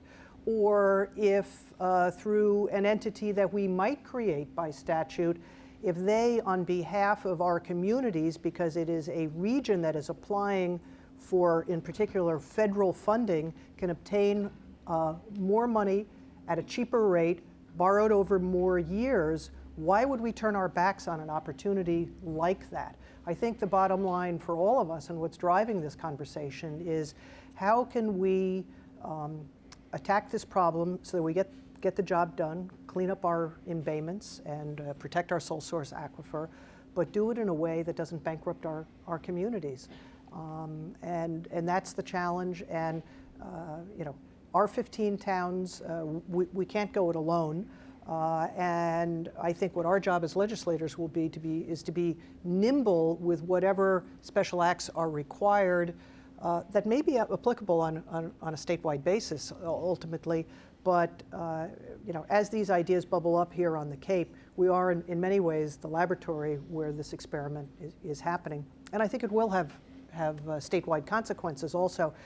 It's interesting, in my first term, I worked closely with Senator Rob O'Leary to get the language into law that allows for the 0% financing if certain conditions are met. So that was 10 years ago now. What was one of the first communities that took advantage of that? It wasn't one here on Cape Cod, but my colleague, Representative Jay Barrows, one of his communities, and he represents the area around Gillette Stadium. They were putting in a new wastewater system. Guess what? They qualified for the 0% financing. He came up to me in the back of the House chamber, gave me a big hug because he said, thanks, you just saved my town millions of dollars with this work that you did. We're looking at that legislation expiring. It has a certain shelf life. We're going to need to go back and make the case with the state treasurer's office and with the legislature that we need to have that continue. So there's lots of work to be done, but the good news is there's lots of smart people around the table. We're thinking creatively, we're thinking out of the box. And the last piece is, I think we need to identify a funding source other than either real property tax assessment or betterments that are paid for solely by the homeowner. Some of that can be grants. One of my, believe it or not, least favorite topics to talk about, but that I find myself talking about all the time, is closing the loophole on the room occupancy tax. That, if we were successful in doing that, that would be a generator of income to both the state and our local communities of tens of millions of dollars. If we could earmark just a small percentage annually of the additional $50 to $60 million that our 15 communities on the Cape would generate for the state, grab it before it goes into the general fund, and earmark that to underwrite the cost of wastewater costs here on the Cape, that would really help all of us out who live here year-round. And by the way, our second homeowners, it would help out their real estate bills and their betterments that they're paying also. It would be a betterment relief act for them as well as the year-round population. Thank you, Representative Peak. Representative Whalen, you indicated you'd like to speak a little bit on this. Yes, what I'm going to do is I'm going to offer, it's going to be a bit of a lightning round, Matt. A number of the topics that you're going to be, that you had on the agenda, I'm going to like kind of just throw them all out all over the room right now at once, but it's all going to dial back into wastewater. So let's see, this works wonderfully for me because my mind's going a million miles an hour. So one of the things that, one of the topics that we were told to be prepared for here was talking about trying to keep young people on the Cape, which I don't think anyone in this room is going to argue is vitally important, and one of the best ways to do it is to find employment for them here on the Cape. I have two daughters. My oldest daughter lives in Quincy, can't find work in her field here on the Cape. My youngest daughter graduates a week from tomorrow, and very, very proud of her as well. And she won't be living on the Cape either. We need to diversify our economy. We can't just be retail, we can't just be seasonal, we can't just be hospitality. We need to diversify if we're going to keep our young people here on the Cape. But there are so many things that we have to adjust in our way of doing business down here, in our culture down here, in order to make this happen in our Cape Cod. We need to address the issue of affordable housing, without question. Our young people can't afford to live here. One of the things that's holding us back with this diversification of our economy here is the cost of energy. You know, we have some of the highest energy rates in the country right here on Cape Cod. If you don't think that drives employers away, then you're probably fooling yourself. We also have to consider our workforce down here. Do we have an available educated workforce down here? I argue that we do, but we need to expand that. And we're fortunate in my district that we have Bridgewater State University has set up a satellite campus. I'm working right now with the state university system, and I'm trying to see if I can get UMass Dartmouth to expand some available programs here so we can expand the availability of 4-year programs for our students so that they don't have to commute and they have full availability to state-sponsored educational programs as well. We also have to deal with wastewater. If you don't think that wastewater is an issue for a large business looking to relocate down here to the Cape or establish a footprint here on Cape Cod and offer jobs to our young, offer jobs to our young and our old, then once again, I would humbly suggest that you might be fooling yourself. If you're an employer and you're coming down here, what's the draw? If you're going to come down here and you're going to pay some of the highest energy rates in the country, and you're going to have to hook up to a septic system because there's no town septic available. I'm going to offer to you that this is holding us back. So as we move forward on this, I'm looking forward to working very closely with the commission, with my colleagues up here, and with the executive branch of government in trying to find a solution, but also to make it affordable to our communities.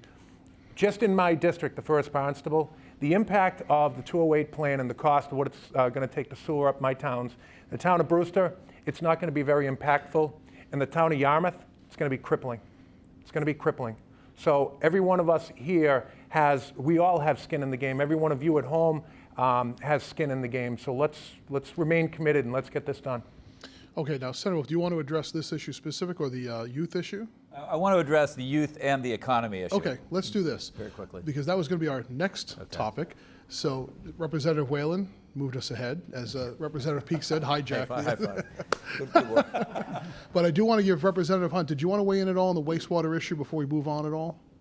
Are we, I had this thought that when Sarah was talking about the rooms occupancy tax and tying that together with the wastewater projects, I thought that's a very nice nexus between those two things, as opposed to a couple of years ago when we thought we would solve the road and bridge problems by raising the tax on a pack of cigarettes by $1. So much better, and kudos for that.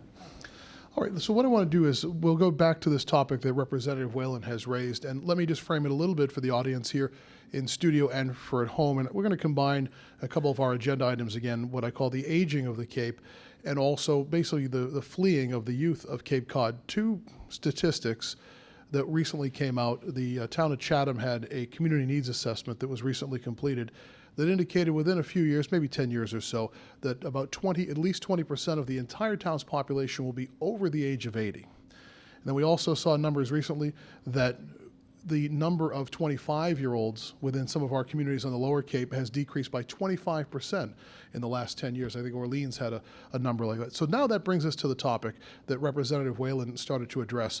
And my question to the panel here is, with what we're seeing here on the Cape, an aging population, very quickly aging population, and still the youth of the Cape continuing to leave, does it matter that that's happening? And if it does, what do we do to fix it? So Representative Whalen started us with that. State Senator Wolf, Senator Wolf, we'll go to you. You wanted to jump in on that. So. Yeah, in my waning months, I mean, I served for 20 years on the Cape Cod Chamber Board. I served on the Tech Council Board when we called ourselves the Silicon Sandbar. And I've come to a startling conclusion, which is we keep trying to recreate the Cape around higher paying jobs. And the conclusion I've come to is, and this is talking to other representatives and senators statewide, they would kill to have what we have here. We have in our community one of the nicest national parks in the world. We have one of the most beautiful environments in the world. We have a place that people want to come to visit and people want to come to retire. And the conclusion I've come to is, rather than trying to recreate an economy which brings jobs into a more expensive area to do business that are higher paying jobs, we need to really focus on making the jobs that are here livable wage jobs for here. And there's two ways to look at doing that. One is to look at raising the wages of existing jobs, primarily in the hospitality and retail and tourism industry. And the other is to make living here more affordable. And primarily that means really looking at housing. And how do we make housing here more affordable to firefighters and police officers and teachers and hospitality workers? There are ways to do that. I think the youth issue is the canary in the coal mine. I think we're focused way too much on it being an issue about youth. It's really an issue about affordability. And it's affordability for anybody and everybody who wants to have a middle-class life and job and live on Cape Cod. So again, how do we bring the wages up of the jobs that exist in this economy? And how do we bring the cost of living on Cape Cod down so it's affordable for those people that we depend on to live here? Representative Mantle, this issue of this age disparity, does it matter? I definitely think it does matter. We've had, just this morning I went to an event and some folks from the Cape Cod Commission were presenting information on the demographics of the Cape as it is right now and where we've been. And since 1930, every single decade, we've been getting older on Cape Cod. And the average age in Barnstable County is, I believe, 52. I think we have one of the oldest counties in the country, with the exception of a few counties in Florida and one in Maryland.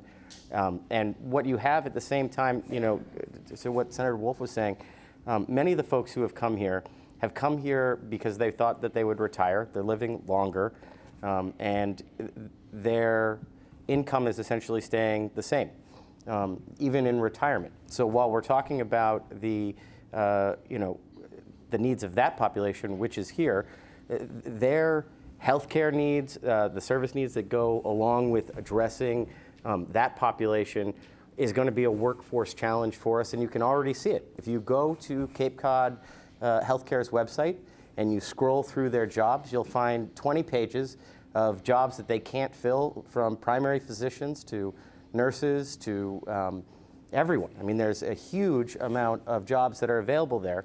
I would agree with Dan that our task, everyone wants to get away from the seasonal economy, or at least we've heard that again and again. And I don't think that we should, to some extent. We do have a tremendous resource here. This is the largest resort community in the Northeast, if you consider Cape Cod, far greater than any other ski area in New Hampshire or Maine. We've got people who come here year after year. We can build on that. We have a creative culture on Cape Cod. We have people who are entrepreneurial. They're small business owners, but we've got artists and poets and painters and musicians and people who flock here. At the same time, we've got one of the world's finest research conglomerations down in Falmouth in terms of marine sciences, and we can capitalize on that industry as well. So there are certain aspects that we will never get away from. We're always going to be a tourism area, but there are other parts of our economy where we could be focusing more on, and one of these, it's an issue that's come up again and again, is affordable housing. And it's not just for the youth, it's for seniors as well, it's for everybody. There are a tremendous number of people here on Cape who have secondary homes. And up in Wellfleet, in Truro, 71% of the homes are secondary homes. Those are people who have their primary residence somewhere else, and they come here for a few months.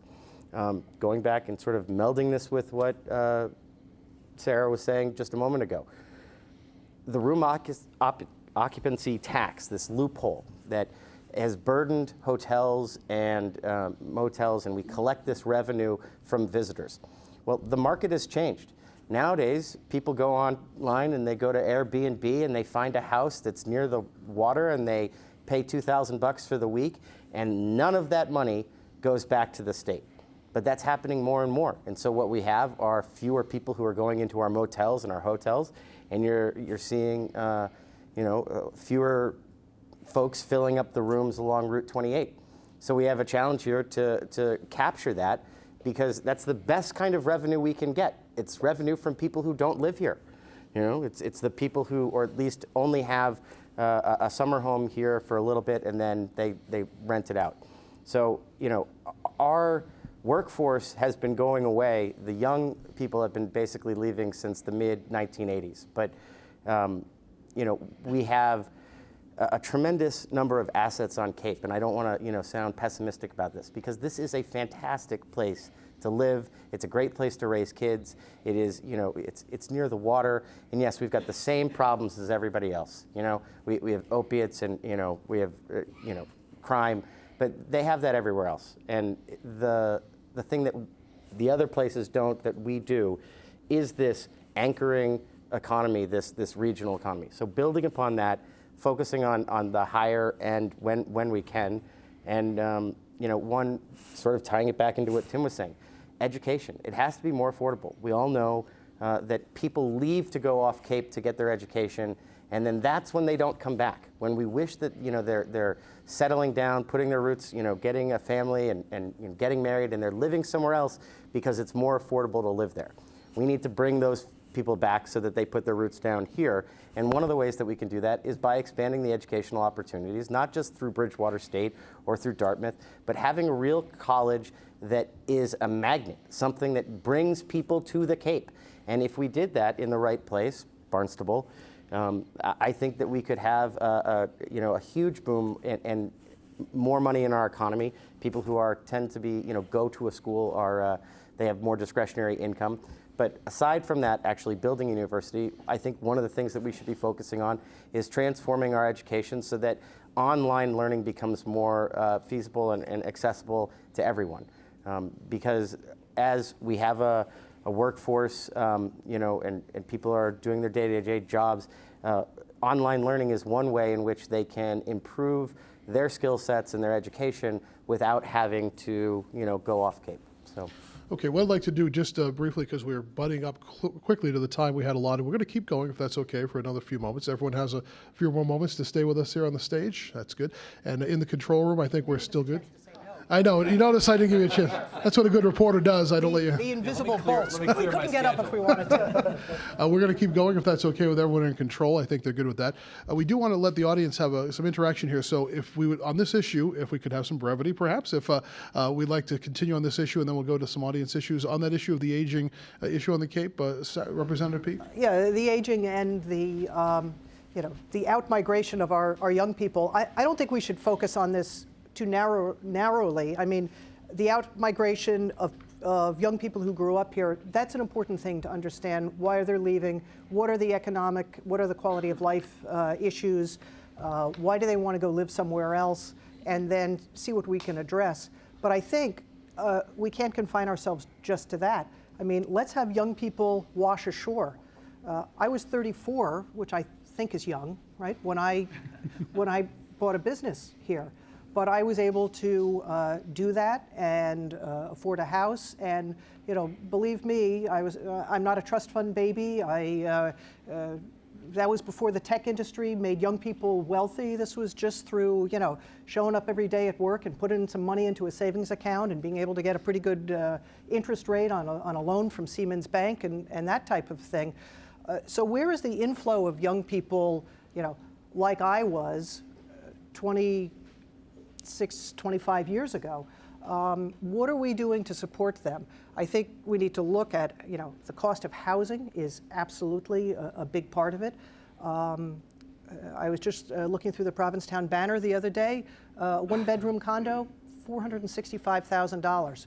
So let's see, what would you have to make in your tech job that you could do from home if you had broadband that was robust enough to be able to do that in order to pay for your one-bedroom condo that you might want to buy on the Outer Cape?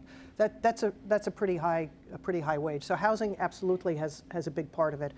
I think wages have gone up in the hospitality industry. People are making $15 an hour to wash dishes in restaurants, and they're making $25, $30, $40 an hour to clean houses. Respectfully, I think that's more than we make on an hourly basis, but different type of work. I don't mean to be, Some would say they work harder. They may. That's right. But we have to attack this from all angles. I mean, let's look at our infrastructure. What is the ease with which you can get off Cape if you have the type of work that would allow you to live in Dennis, let's say, but maybe twice a week you have to be present for a meeting in Boston? As you stretch, we'll bring commuter rail to Buzzard. well, and that's one of the things. There's an awful lot of talk about extension of the Green Line. What's clear is that economic development follows the development of public transportation. So the train line is a big part of that. If I just had to drive to Bourne and I could get on a train and in a reasonable time be to Boston, that is a big quality of life issue, and that is a big economic development issue. We haven't talked about the bridges yet, but that is also something. It's so often the discussion about a third bridge or improvement of the bridge is looked at within the confines of, we're going to bring more tourists here. Well, we may or may not bring more tourists here, but we may allow people to be able to earn a living here on the Cape and get on and off Cape more easily. We may allow those tourists to come on and off the Cape, or those of us that commute over those bridges, without it being a white knuckle experience, because the road really isn't wide enough for today's vehicles and large trucks that are passing over it. Our transportation network is inadequate, so if you are thinking about opening up any sort of manufacturing facility here, forget it. You can't get your goods off Cape in any kind of timely manner or in a reliable and timely manner. So there's lots of areas that we have to attack this issue. I think all of us have been doing that and are willing to continue to do it. We're working closely with the Cape Cod Chamber. Again, like the opiate thing, there is no silver bullet, but let's make sure that we're not selling ourselves short. We want to have people who choose to stay here be able to have a good quality of life, but with all of our natural beauty and all that the Cape has to offer, to Dan's point, we should be a magnet for people who want to raise their families here and have their careers here and move on to the Cape as well. Quickly, if we want to, on this issue, Representative I'll Harms? just raise one counterpoint to what Dan said earlier, and his statement maybe sells the Cape a little bit short on what kinds of businesses would be interested in coming here. And I know you have a much broader scope on all of these things, have been dealing with this for a long time. We just, in the last half dozen years or so, completed out a broadband project that essentially can carry all the traffic on the world's internet based on the capacity that we have. Yet I don't think that we have been able to tap into the businesses that might use that resource. So when you're talking about a manufacturing company, you would never put a manufacturing company, I know there are a few, but you just wouldn't choose this. It's too far to get to the roads. Right. But if you're doing intellectual property of some sort, that type of thing, or even back office functions for big industries, why wouldn't your people love to live here on Cape Cod and take advantage of what we have, when the weekend comes and all those wonderful things? As long as we can open that tap and we have good clean water and we take care of our surroundings, and as people are more and more able to telecommute or businesses locate in places, as long as they have that big pipeline to the internet, then I think we actually can have more of that and not just have to settle on the tourist industry as being the thing that we're just going to have to embrace. Rep. Vieira, do you want to quickly just add on that? Real quick, I think, Dan, it's got to be both what you said about the cost of living and dealing with the issues of being able to stay here and being able to provide services. But I do think the attracting, as Randy was just saying, of new industry is possible, not only because of the broadband backbone that's there, which has not been developed through this last mile. I mean, our industrial parks, the areas, our technology parks on the Cape where we say this is where we want these industries to go through our zoning, aren't connected. It's like building the Quabbin Reservoir and an aqueduct to Boston, and nobody has plumbing in Boston. The water's right there and nobody can drink it.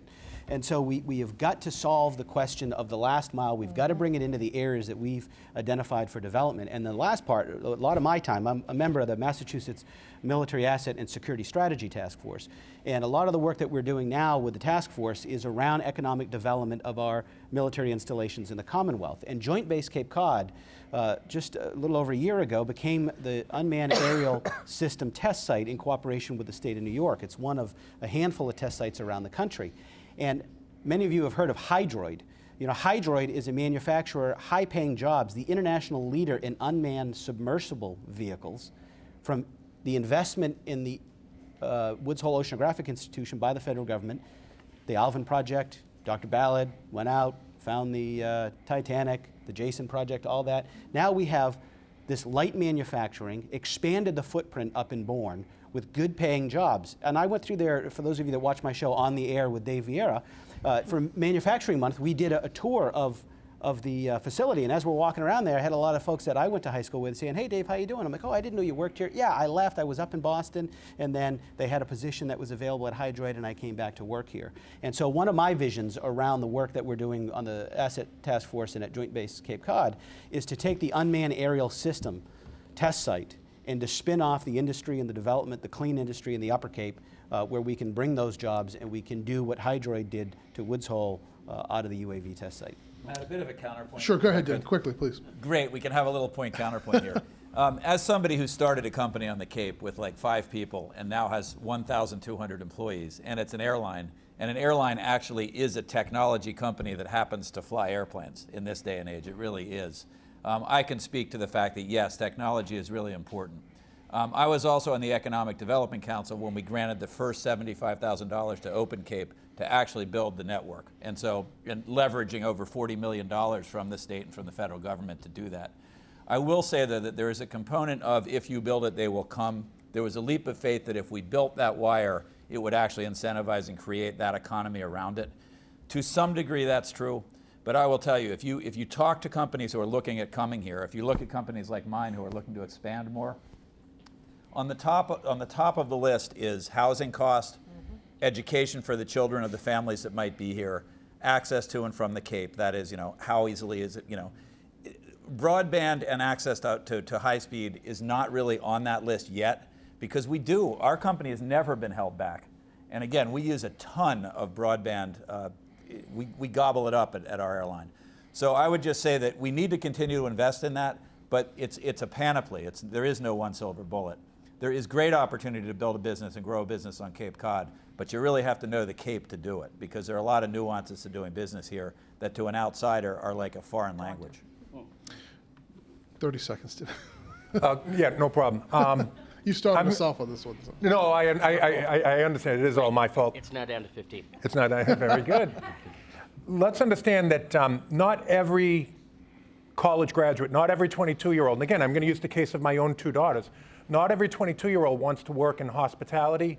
Not every 22-year-old wants to work in, what do our kids with 4-year degrees, what are they looking at? Probably some of the major areas are education, public safety, healthcare. Not every kid wants to work in that, and we have to provide them opportunities to keep them here. That's why I'm saying we have to diversify our economy, give them options, and I'm not going to rest until we provide those options and that diversification. So the only way you can stay on Cape is if you're a nurse. That's just, to me, that's just wrong. Right now, one of the greatest things that any community can have is intergenerational enrichment. The young people bring so much enrichment to the lives of our seniors. The seniors bring so much enrichment to the lives of our children. I grew up down the street from my grandparents. The enrichment that I got in my life from living down the street from my grandparents, I can't even put into words. My grandchildren are going to live nowhere near me, and I'm not going to be able to enjoy them, and they're going to be robbed of the enrichment that I would hope that they would find that I could bring into their lives because of where we are as an economy. And as I said, it's not just me. There are a lot of people listening. There are a lot of people in this room. There are a lot of people watching this right now. I'm not going to stop fighting until we provide that opportunity and expand and diversify our economy down here so we can keep young people on Cape Cod. So we have a couple moments left. We did want to let some audience interaction occur here today. I will caution you, as I said, we're in election season. I am the gatekeeper here. We do not want election questions. We do not want ganging up on any of our reps. If there's anyone who'd like to come up with an informational question, something you're wondering about what's happening in your district or in the legislature, we'd like to take any of those questions if you'd like to. And I can't see that well out in the audience. Bev, could you help us out with the lights? And then if you could, come on over here, please, and we'll bring you over to a microphone.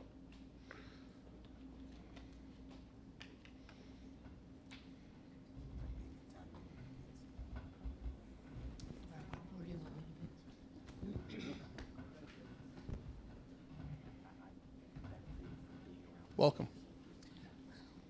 This was really an incredible experience to be here. I'm Dr. Joyce Young. I'm a board-certified, licensed in Oregon naturopathic physician. And I applaud you so much for your talk about prevention.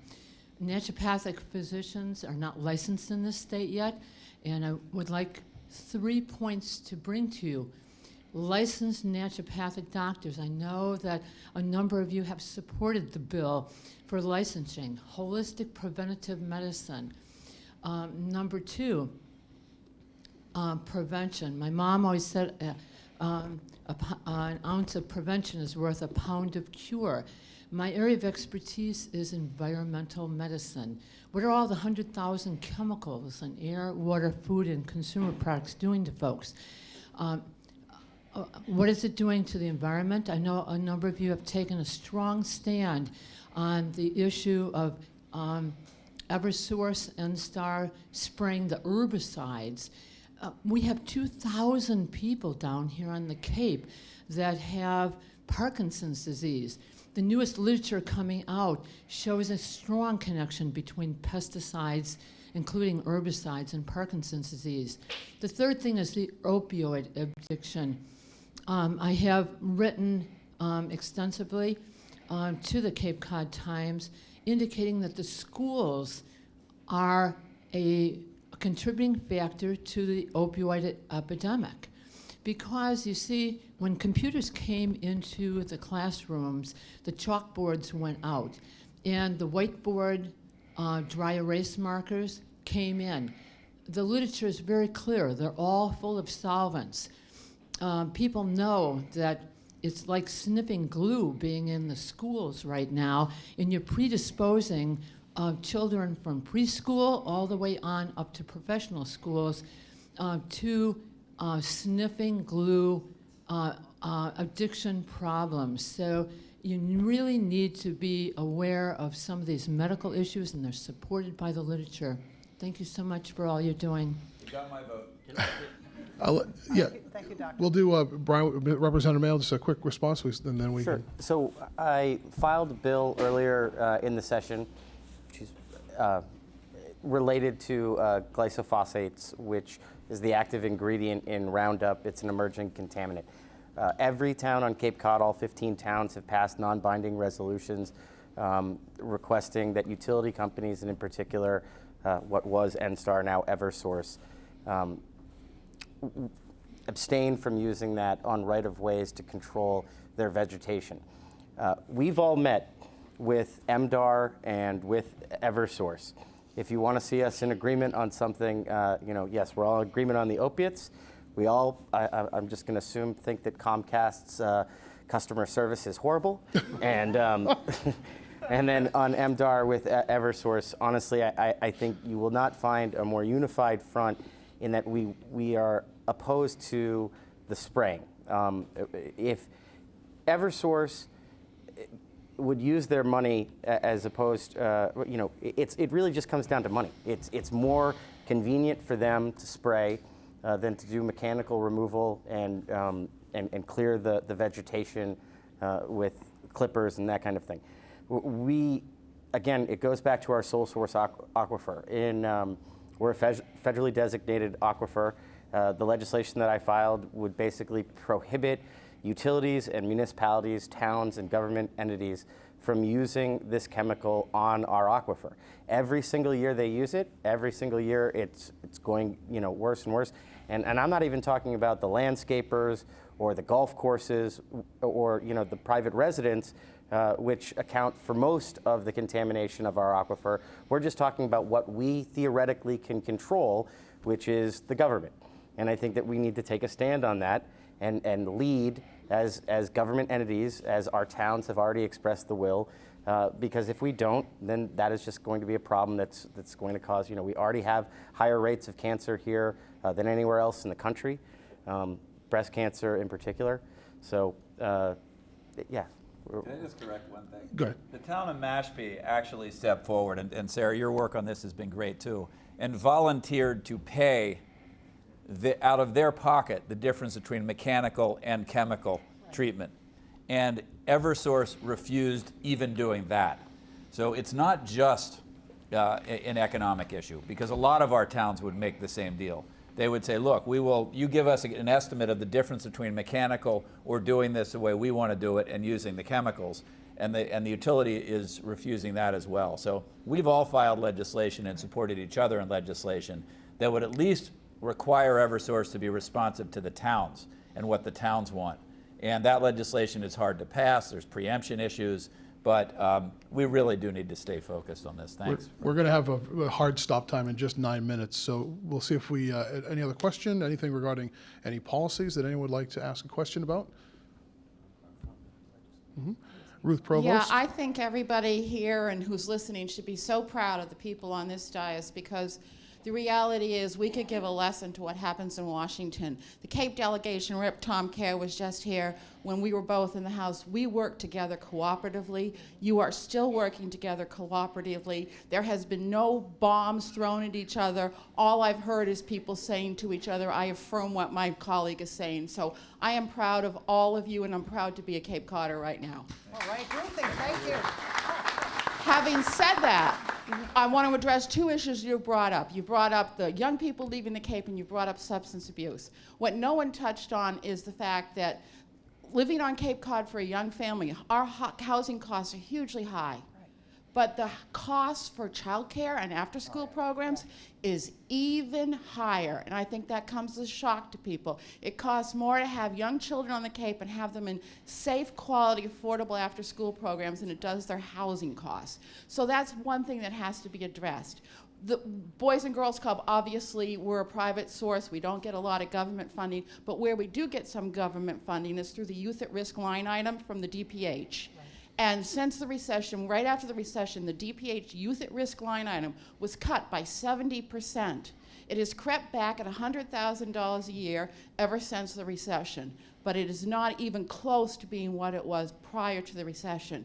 If you're going to talk about opioid use and abuse and substance abuse, the reality is here in Barnstable County, and frankly, we are better organized than any place else in the Commonwealth right now, because we're working regionally on this issue. And Rep. Hunt's on the Regional Substance Abuse Council with us, and it's really making a difference, because working regionally and county government does that. It allows us to do that. We were able to secure grant funding. We're actually going to be putting out a publicity campaign soon, funded through grants, to attack the opioid problem through education here on the Cape. But we spend $110 million a year on Cape Cod. That's direct costs for substance abuse. Only 1% of that funding goes to prevention. So we really need to beef up our prevention efforts through the DPH budget. Right now, the YMCAs and the Boys and Girls Club, David Vieira talked about how do you prove if something's working? You know what's not working, but how do you prove it? We are working with DPH right now and piloting substance abuse programs around the Commonwealth, evidence-based and research-based, to see if they actually have an effect. It's a 13-week program. We're proud to be part of this effort, but those are the sorts of things we really need to put our money in. Prevention should not be 1% of the pie. It should be more. So you've still got a budget to go, Senator, so please look at that DPH funding and take a hard look at it, because that's where we're going to stop some of these issues, the young people leaving the Cape, the affordable cost of childcare, and the substance abuse and prevention. So thank you all very much for the work you're doing. And for those of you at home, that's Ruth Provost, the Executive Director of the Boys and Girls Club and a former state rep. Ruth, thanks so much for your question. Okay, I'm going to put you on the clock because we have 6 minutes left. Representative Whalen asked first, and then we'll go to Representative Vieira. You're on the clock, 30 seconds, Representative Whalen. Ruth, all I can do is applaud every word that you offered. Thank you very much for the work that you do at the Boys and Girls Club. And equally, I mean, we have other wonderful groups. Just inside my district, we have the YMCA that's doing great work to provide after-school care. And then we have local regional programs, like in the district that Rep. Peak and I share, we have the Nauset Youth Alliance that works to help provide after-school care, and they subsidize it for families that can't afford it, and that's essential. But again, I also want to echo your sentiment: prevention, prevention, prevention. 1% of the budget being spent, that's unexcusable. I'm proud that I was able to sponsor $30,000 to go to a couple of our regional school districts to help fund prevention programs, and I view this as seed money and something we can build on and grow on, because to me that's probably the most effective money that we can spend right there is in the area of prevention. Representative Vieira, you're on the clock too. So Ruth, thanks for everything down there. Yeah, over almost 1,000 kids there when we go in and do the art shows and do the visits. Safe places for young people to be on non-school hours is so important throughout the Cape and the region. One of the things I want to mention on the early education and care piece, last year we expanded access, $15 million for vouchers and slots. This year we've asked to put a freeze on expanded access and focus on quality, and we were able to get an additional $5 million on the floor debate into that line item so that we can increase the rate reserve funds so that we can get a little closer to a livable wage for those that are providing that child care, because it's not just having the child care and affordable for those that are paying for it, but it's also making sure that it's quality care. And with a third turnover a year in that profession, we've got to be able to retain those workers and the knowledge and the relationships that they build with the children. And so I'm going to ask my Senate colleagues if you can meet us at 15, match us, and maybe do even better. We'd be much appreciative of that in the early education and care arena. Would anyone else like to weigh in on what's going to be our final topic? Anyone else on what Ruth had to say? Anything at all? We're good? One sentence, Senator Wolf. I support universal pre-K, and I think in various forms most of us do. And 2 towns on the Cape have already committed to it, so good direction there. Well, it brings us to the conclusion of our event here today. I'd like to thank the entire delegation that was here today: Senator Wolf, Representatives Whalen, Mantle, Vieira, Peak, and Hunt. Thank you so much for being here today. We appreciate your time. Thank you for being here. I was glad to hear the comments about the bipartisanship. If you noticed, and it was by design, we never referred to what party your representatives were here from, because it didn't matter today what party they were from. They were here. The Cape Cod Party. So we want to. And we want to thank all of you for attending here in the audience today. We hope that you learned something. I know I learned quite a bit here in terms of what's happening in the legislature in the final few months of our current session. And those of you who have been watching at home on TV and on CapeCod.com, we hope you learned a lot as well today. This will be the first of what we hope will be an annual event here in our State of the Cape. We want to thank all of my colleagues at Cape Cod Broadcasting Media, all of our colleagues here at the Cape Cod Community Media Center, our sponsors, and as we said, the delegation, and those of you again at home. We hope you have a great weekend, and thanks for being with us today. Thank you so much, and enjoy your day. Thank you, Matt.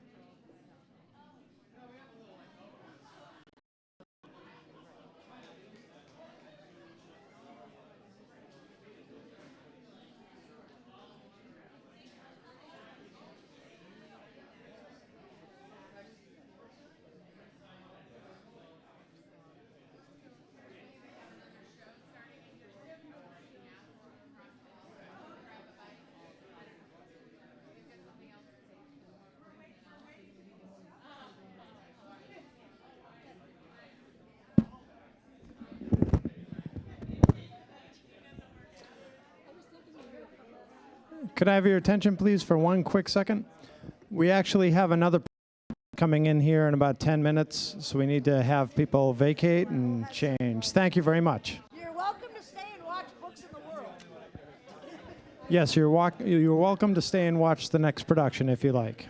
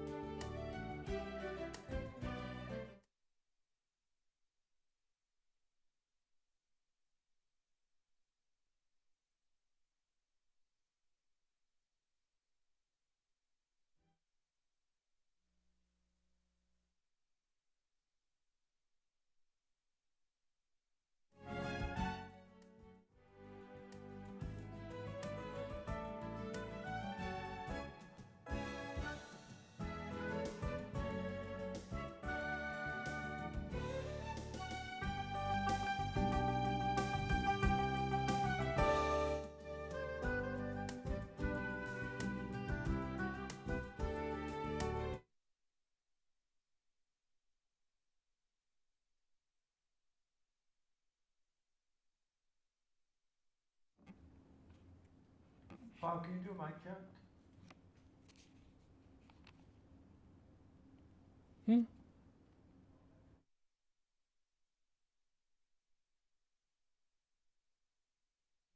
Check your mic, so just...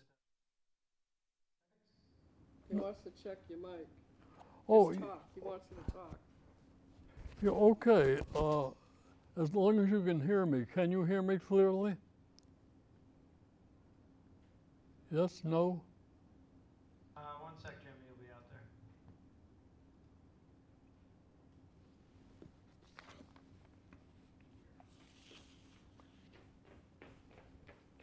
Just need to reposition your microphone. Two questions. Maybe it's on the wrong color.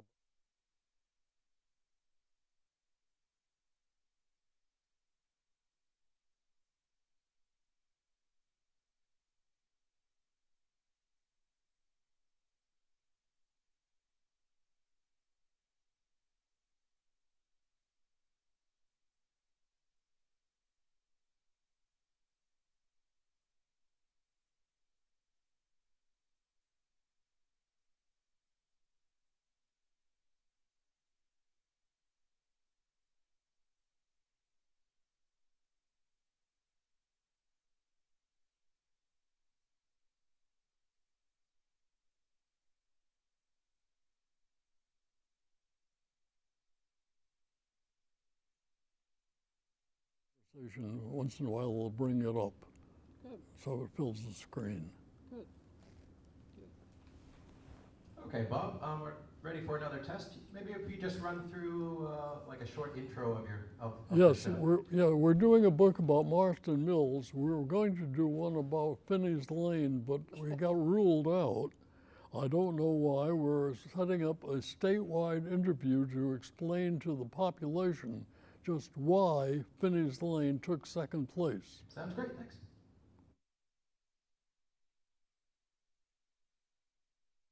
I think Finney's Lane got ruled out because it's ladies before gentlemen. And Marston's Mills just jumped right in. I think that's downright mean. Sounds good, thank you. Do you want a picture of the book first, or later, or when? Yes? No? Oh.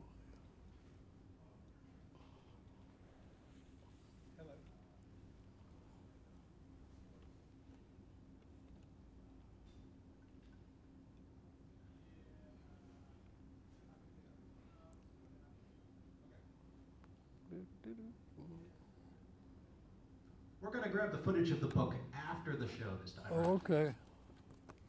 All right.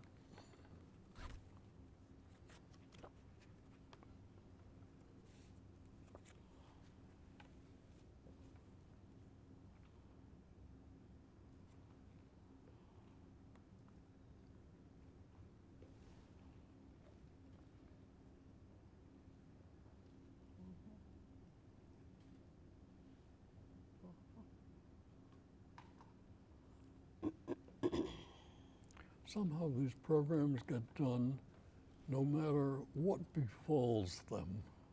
It seems like something either goes wrong or isn't ready or whatever, Always something, I know. but miraculously they get done.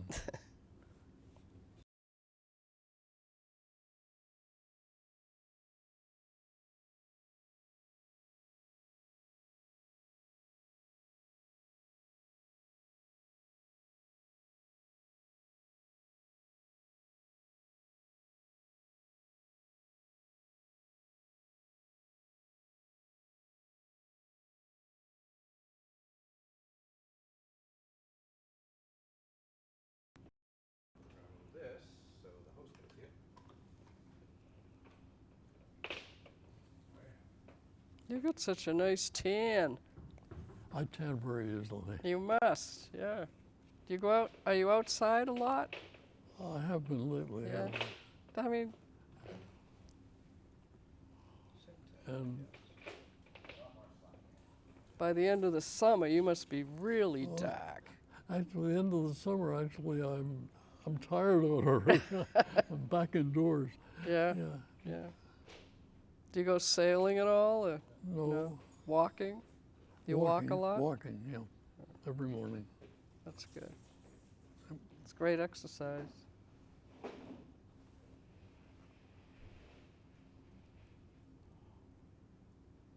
I want to hear more about your commercials. Pardon me? I want to hear more Oh. about your commercials. Let's see. What can I tell you?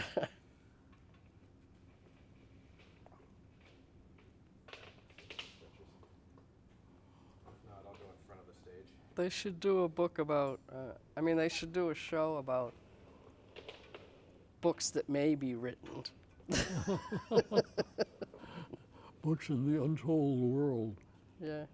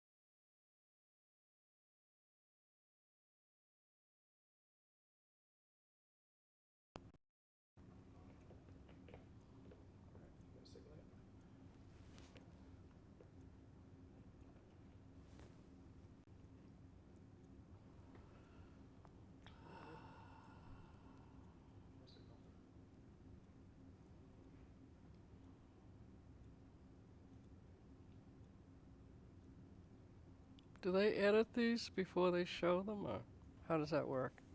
Only if the camera falls over. Oh, okay. I know, I had to shut it off. I rebooted the thing. What do you call it? Oh, okay. Great. There it is. Ta-da! Yeah, 3 of your crew members didn't show up today. Couldn't show up today. So that's why we're in a bit of a bind. Because Brian's not here to do music, and Steve isn't here to do the lighting, and what's her name? Usually directs. She's not here. Susie? Yeah, Susie. Think we're good, Jimmy. Okay. Ask Jay.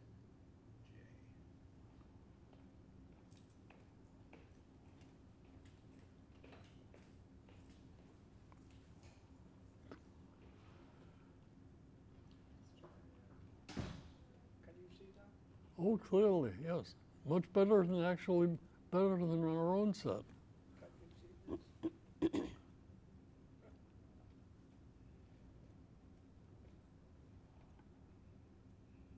Just need to update the CG. Yes? Yes?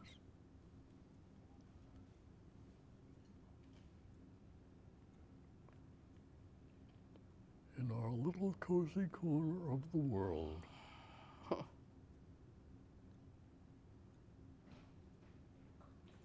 Just updating the graphics.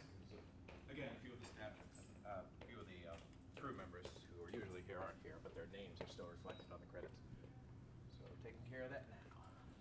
Just gonna put a comfortable ruffle in the curtains back here, so the seam isn't easily seen. And so that's kind of a comfortable, kind of theatrical look back here. Because there's just like one big fold and tends not to look so good. Rearranging the world. Yeah. It's looking a little better. Where am I? That's this. So, not too crazy, but just coming together. Don't like these hard lines. Oh, it's the actual separation.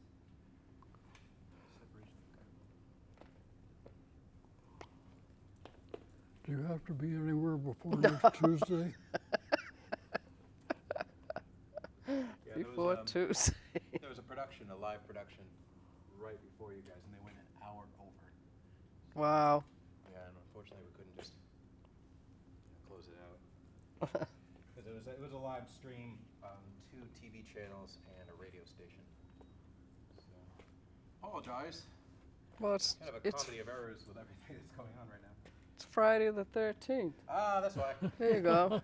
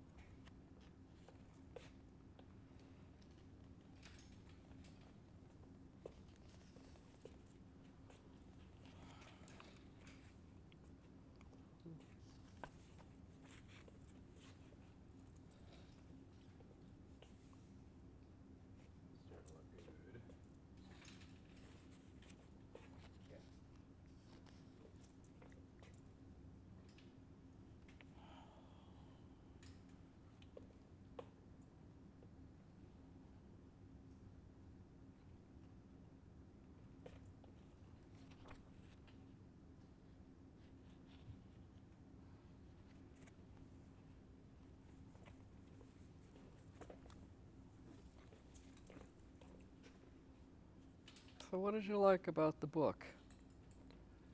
It's different from all those historical books about each town, village, and city, and that are always available at Barnes & Noble or souvenir shops. Right. So it's a different approach to a story of a village or a place.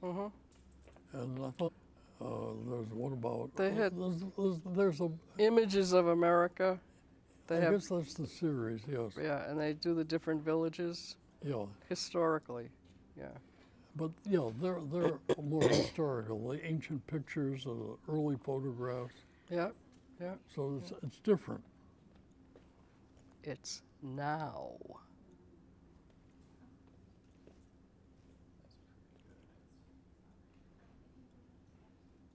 I'm ready, Jamie. Okay.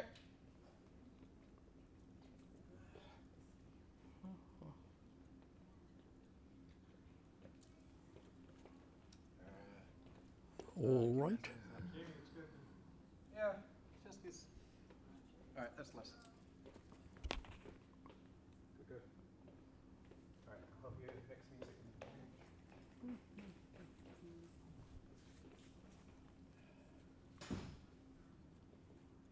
Yes. It was.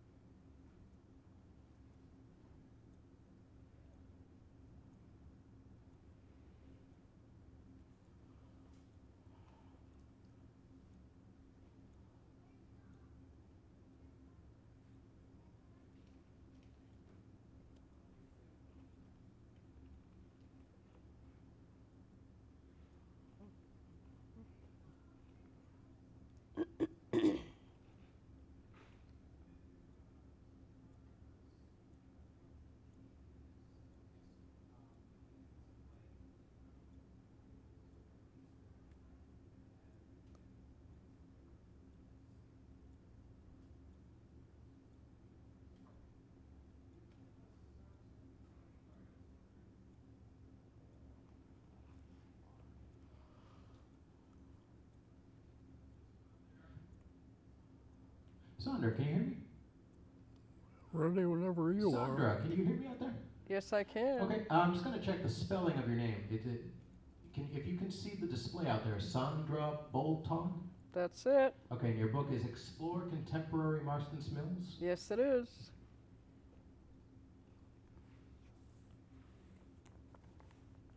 Okay, so that's correct as well? Yes, it is. Very good, thank you.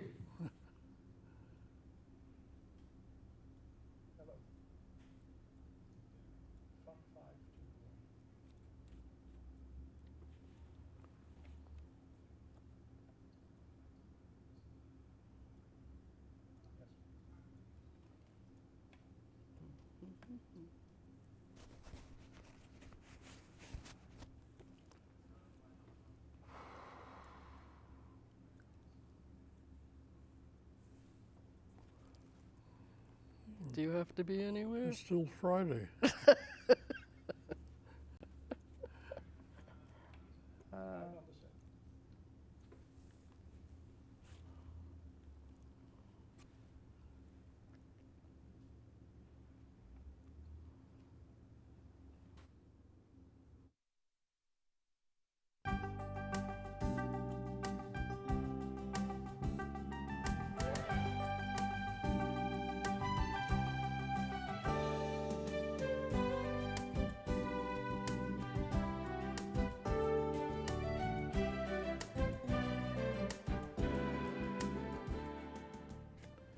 Hello, and welcome to another edition of Books in the World, a presentation of the Cape Cod Writers Center.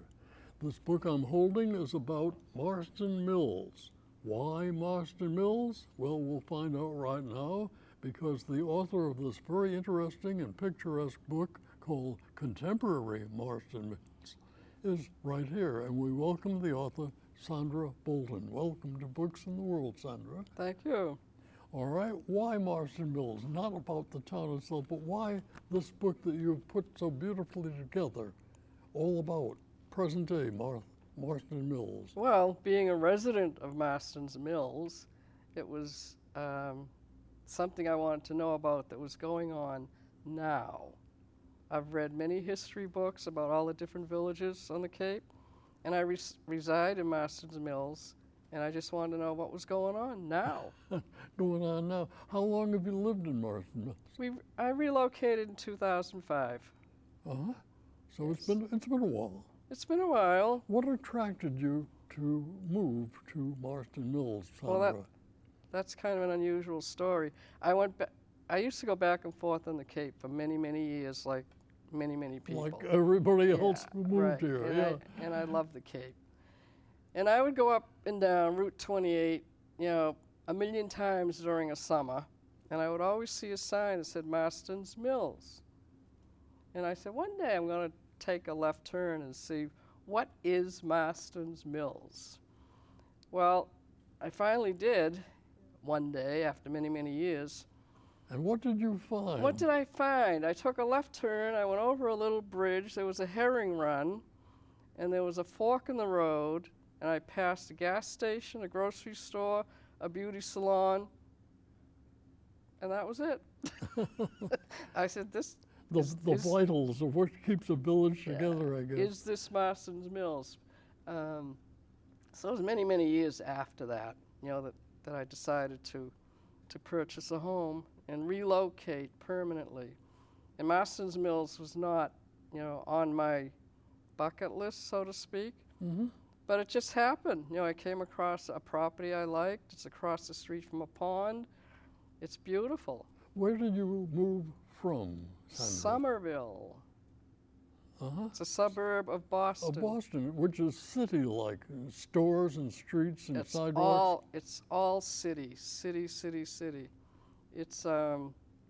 great city too. But it's totally different than living. I was born and raised in Somerville. Uh-huh. So we would go to the Cape for our vacations. And, I just kept doing it. And then when I got married and had a family, I just continued doing it. And then I just said, one day I will retire on Cape Cod. And I did. And you did, and I it was did. Marston Mills. And I was in Marston's Mills. And then, because I didn't know that much about Marston's Mills, and I wanted to get to know the village. And I didn't even realize I was living in a village. I thought it was a town anyway. Yeah. But I went to a meeting of the Marston's Mills Historical Society. But I thought I was at a meeting for the Marston's Mills Village Association. And there's obviously a difference. Two different entities. So while I'm at this historical society meeting, and they keep talking about older things and older homes and in the history, and they're going around, with the members talking and what they're going to be doing for an upcoming historical things. And so then I went back home and I said to my husband, they kept talking about historical things. I said, I think maybe I was at the wrong place. I don't know. So I waited the next month, a couple of months went by. I said, I'm going to go to a meeting again, to see if I can find out what's going on in Marston's Mills. So What did you find? What is the history of Marston Mills? The history of Marston's Mills goes back to the Marston family, which is the very first part of this book. You will see the property, the William Marston estate. Mm-hmm. And they were very, very influential in the village, and they had fulling mills. They had what kind of mills? Fulling mills. Fulling. Cloth. Fulling mills. Fulling. What is fulling? Fulling. What is fulling? It's not folding. No, it's fulling. Fulling is a process of cleansing the fabric after it's made in the mill to get all the impurities out of it. Oh, and Mr. Marston? The Marston family, they owned the fulling mill. It's generations and generations of the Marston family. And the house is there, the estate is still standing. It's absolutely beautiful, well-maintained, and it's right at the entrance. So Mr. Marston's mill did this... Mr. Marston, William Marston. And his mill did this fulling, his treatment of cloth. Right. Uh-huh. Yeah. I would imagine there weren't too many people around then. Well, within the village. There was families, even generations of families that are still there now. Oh. Yeah, it goes, there's the Marston family, the Goodspeeds, the Lovels, the Hamblins, the Crockers. I mean, it goes way, way back to, the 1800s. And the village itself goes back even further than that. Further than that. In the yeah. 1640-something, Yeah. I believe it was. But this isn't it. This is not a history book. No, and that's the difference in our book today.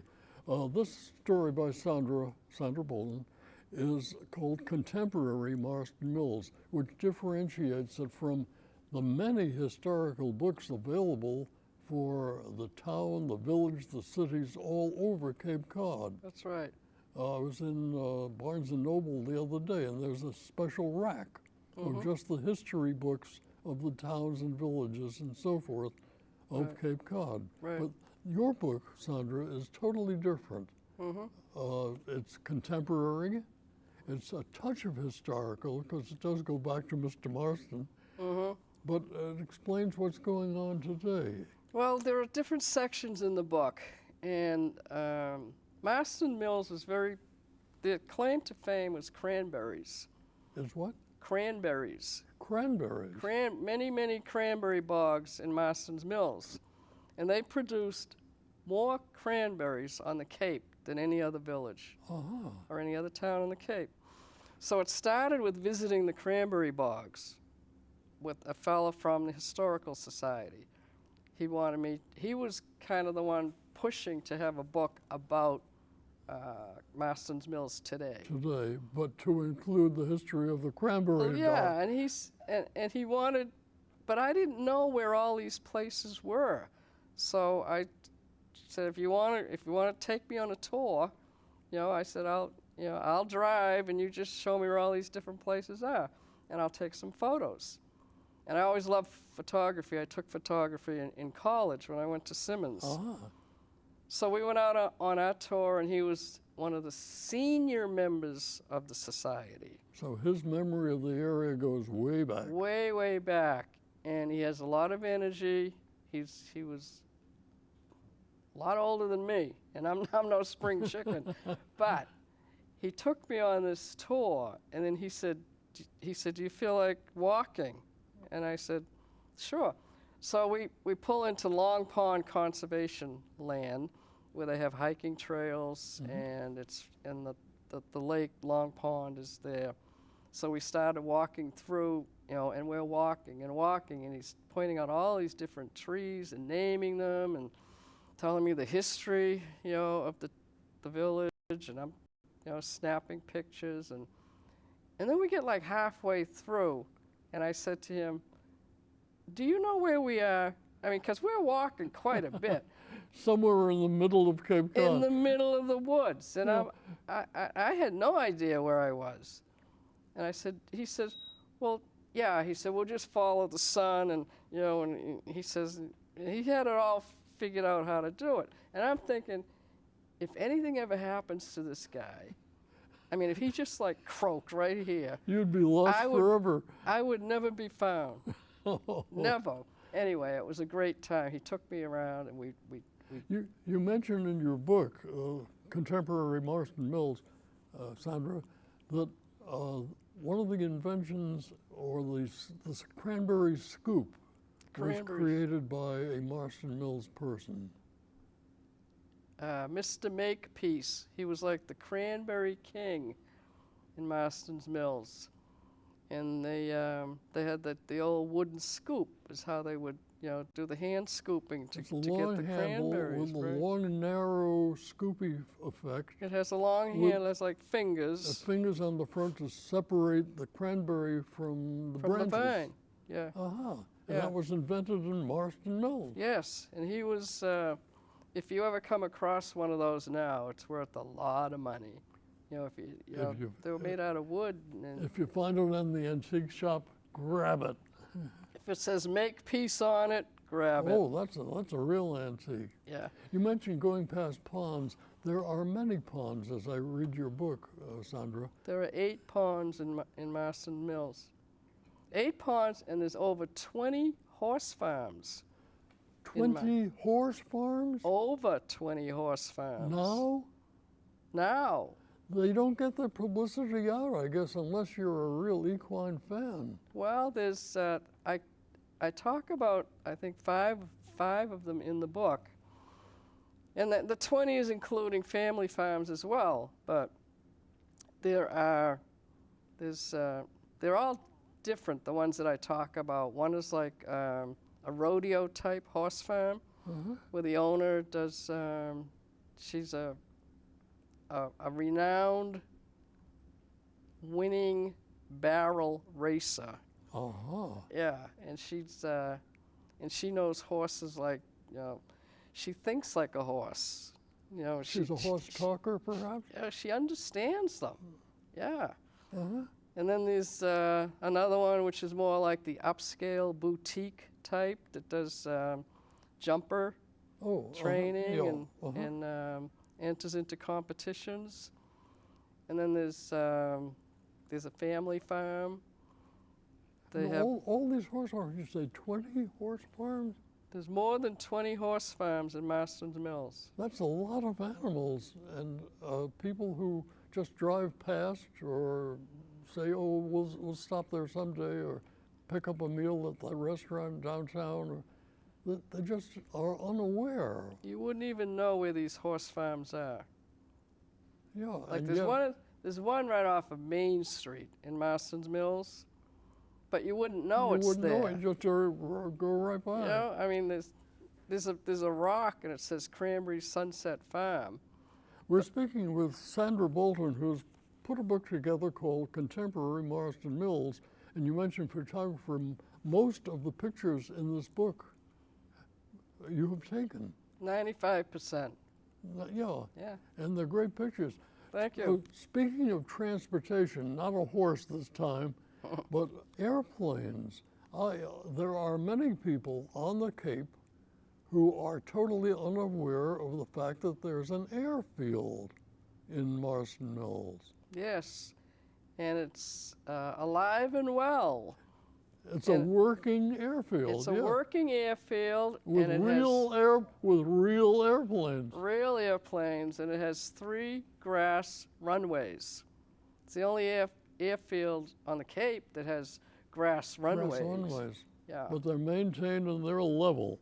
Oh yes, yes, and it's very active. Are there many planes or many aviators who keep their planes in Marston Mills? I couldn't tell you how many, but there are.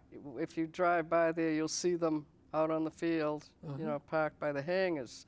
Of course, during the winter months, they relocate them to store them in a hangar that's closed in. But these are out on the grass field. Yeah, and you have photographs that you've taken of, there's a DC-3. Yes, the owner just acquired that, you know, probably within the last 6 months or so. And that is a historic airplane. It used to do the run Provincetown to Boston. Oh. And he acquired this. It's kind of a passion and a dream for him to own a DC-3. DC-3. It was a Douglas aircraft that had a total, when it was brand new, of up to 21 passengers, which was a lot, you know, a great crowd of people. And my own knowledge of the history of the DC-3 was that it came out in the late 1930s. It was a war horse in World War II, and it's still flying. Those that are left, but they're still flying and they're still working. Yeah, he just loves it, and he's it's on display. And it's in Marston Mills. And it's in Marston's Mills, and also the story goes that Amelia Earhart flew in and out of that airfield. Amelia Earhart flew out of Marston Mills. Right, out of that airfield. Wow. Yeah. So there's a little bit of history in there, but it's mostly what's going on now today. The airfield is functioning. It's very active. People have their planes there all summer long and into the fall. I imagine there are sightseeing flights out of there. They have sightseeing flights, and you can go up in the, I think they call it a Piper Cub. Yeah, it's and fly all around the mills, and it goes back and forth to the islands. And, All right, now going on, looking through the book, there are many little quips called "Did You Know?" Yes. Are those your writings? Did you know? Well, when doing the research for this book, I came across so many fascinating things that I didn't know, and I wanted to know if other people knew, so I just put them in there in their little box. All right, I'm flipping through the book. It says, "Did you know you may getting your hair cut by the celebrity, movie star, showbiz writer, stylist in residence? You will look and feel like a star beauty when you have your hair done here." Plug for the beauty shops of Marston Mills, or the beauty shop of Marston Mills. The beauty salon. The salon in the Mills, the owner is a screenwriter, and she's done a lot of other writing as well. All right. I am a screenwriter. I never had any intention of writing a book. I write screenplays. Oh, really? Well, that's a Yes. whole other whole other interview. Yes, All and as a matter of fact, I just had a producer purchase one of my screenplays, and it's going to be produced. It's a short screenplay.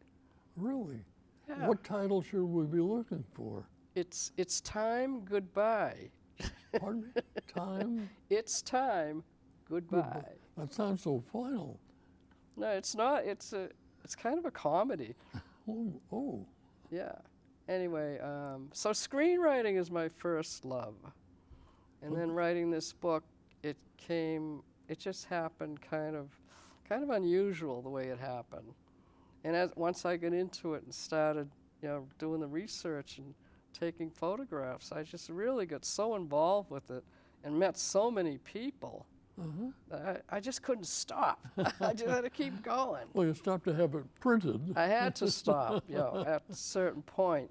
Here's another did you know that, speaking of little inserts, did you know that disc golf is a major sport in Marston Mills?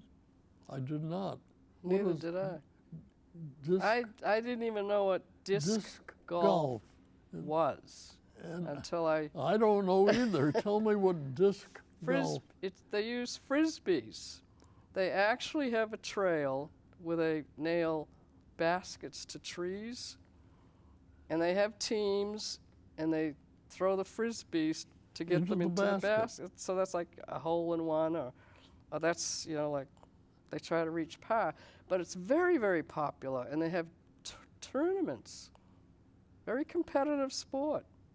Wow, and there's a basket disc golf, it's hard to say, I know. a basket disc golf course in Marston Mills. Burgess Park. My goodness. All right, let me look at every did you know is a whole conversation in itself. Did you know the graceful rhythmic motion of fly casting promotes soft tissue stretching, physical activity? Right. All right. And are there golf courses? I know the answer right away. There is a golf course. A golf course? Yeah, the public golf course. At one time, it was the Barnstable Fairgrounds. Oh. Way back when, but it's a very, very popular public golf course in Marston Mills, right on Route 1. It's right opposite the airfield on 149. It's across the street. Yeah. The herring run, you mentioned very briefly in your tour of some of the ponds and the cranberry bogs, a herring run. I hear that expression going by. What is a herring run? Is it a stream filled with herring? The herring come from the ocean, and they find their way up to the herring run in Marston's Mills. There are herring runs all over the Cape, but this particular one in Marston's Mills, they make the journey, and they will swim up to the run, and they will go into Middle Pond, and they will continue on through 3 more ponds till they find a place to spawn. And then when they have when the babies are hatched, they call them fingerlings. They find their way back to the ocean. And the process goes on. And it goes on and on forth. and on. And again, Marston Mills has a herring run. It certainly does. Wow. Are you still finding things, even though your book is new, Sandra, are you still finding things that you haven't included in the book, or new knowledge or new parts of the old stories? I have people wanting me to write another book. There's about Marston's Mills. It just goes on, and everybody I speak with and everybody I interviewed, they would say, well, you have to meet this person, you have to meet that person. And that's when I had to make a cutoff point. But every day, I meet people every day, and something beautiful going on. The pictures, in fact, the whole book is different in one aspect when I first read it several days ago. And I mentioned the historical books that are available that we mentioned a moment ago too. They're historical in that the pictures in them are copies of faded photographs from the early days of photography, or even copies of paintings going back even further than that. Right. So this is a different book. Yes, it is. When people say, oh, your book, what's it about?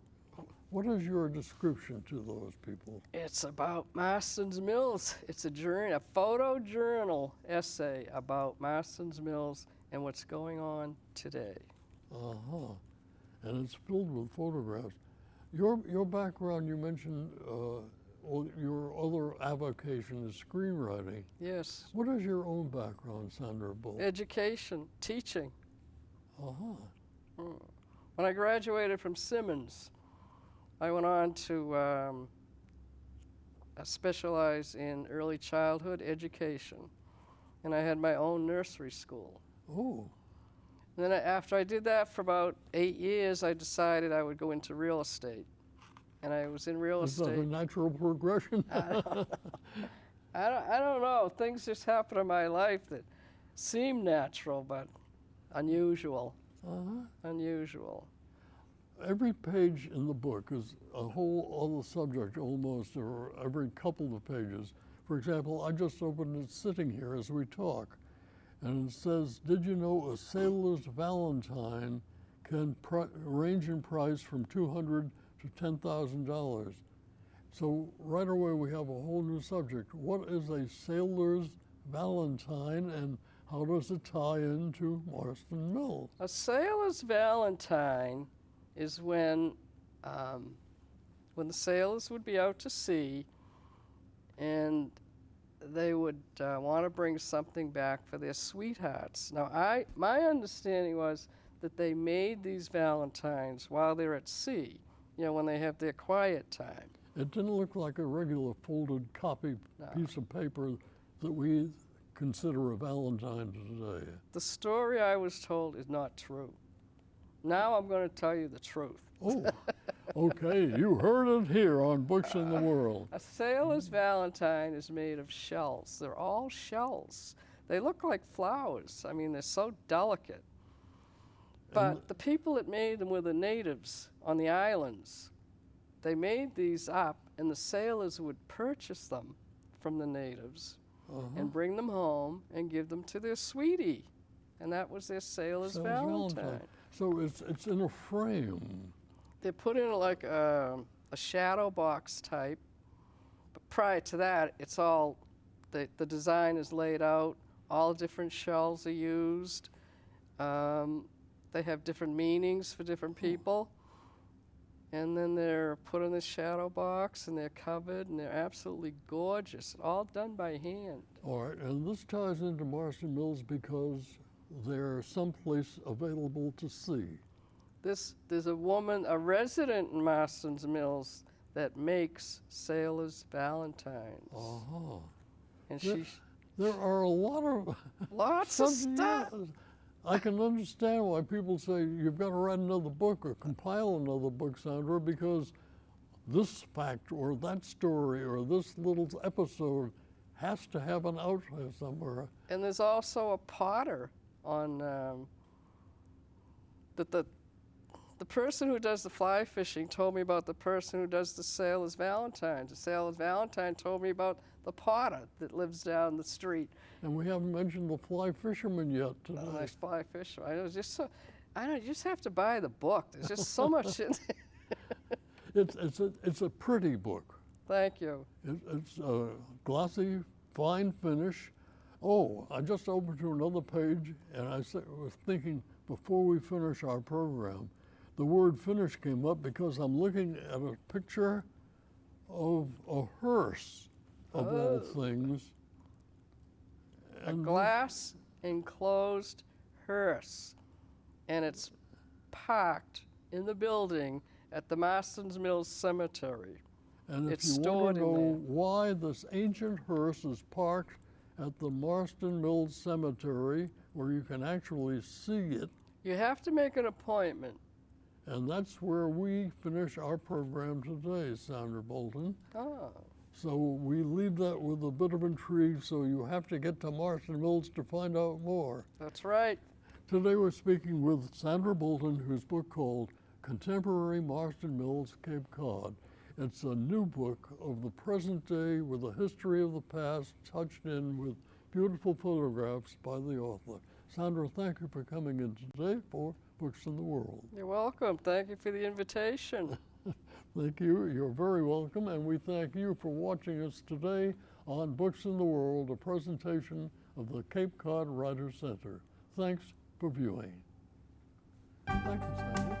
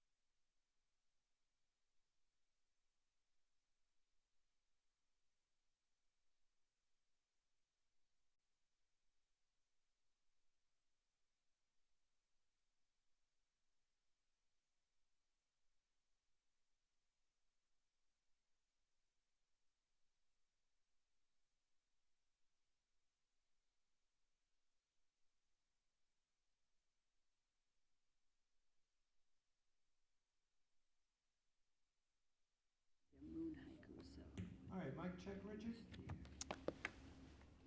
Good afternoon. This is the Cape Cod Writers Center. We're here today with Christina Laurie. That's great. Christina? Okay, it's nice to be here today.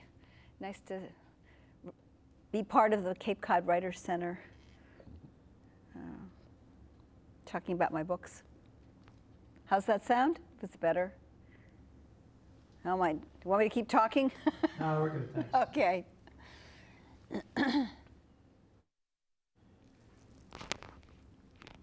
And I've also got a couple of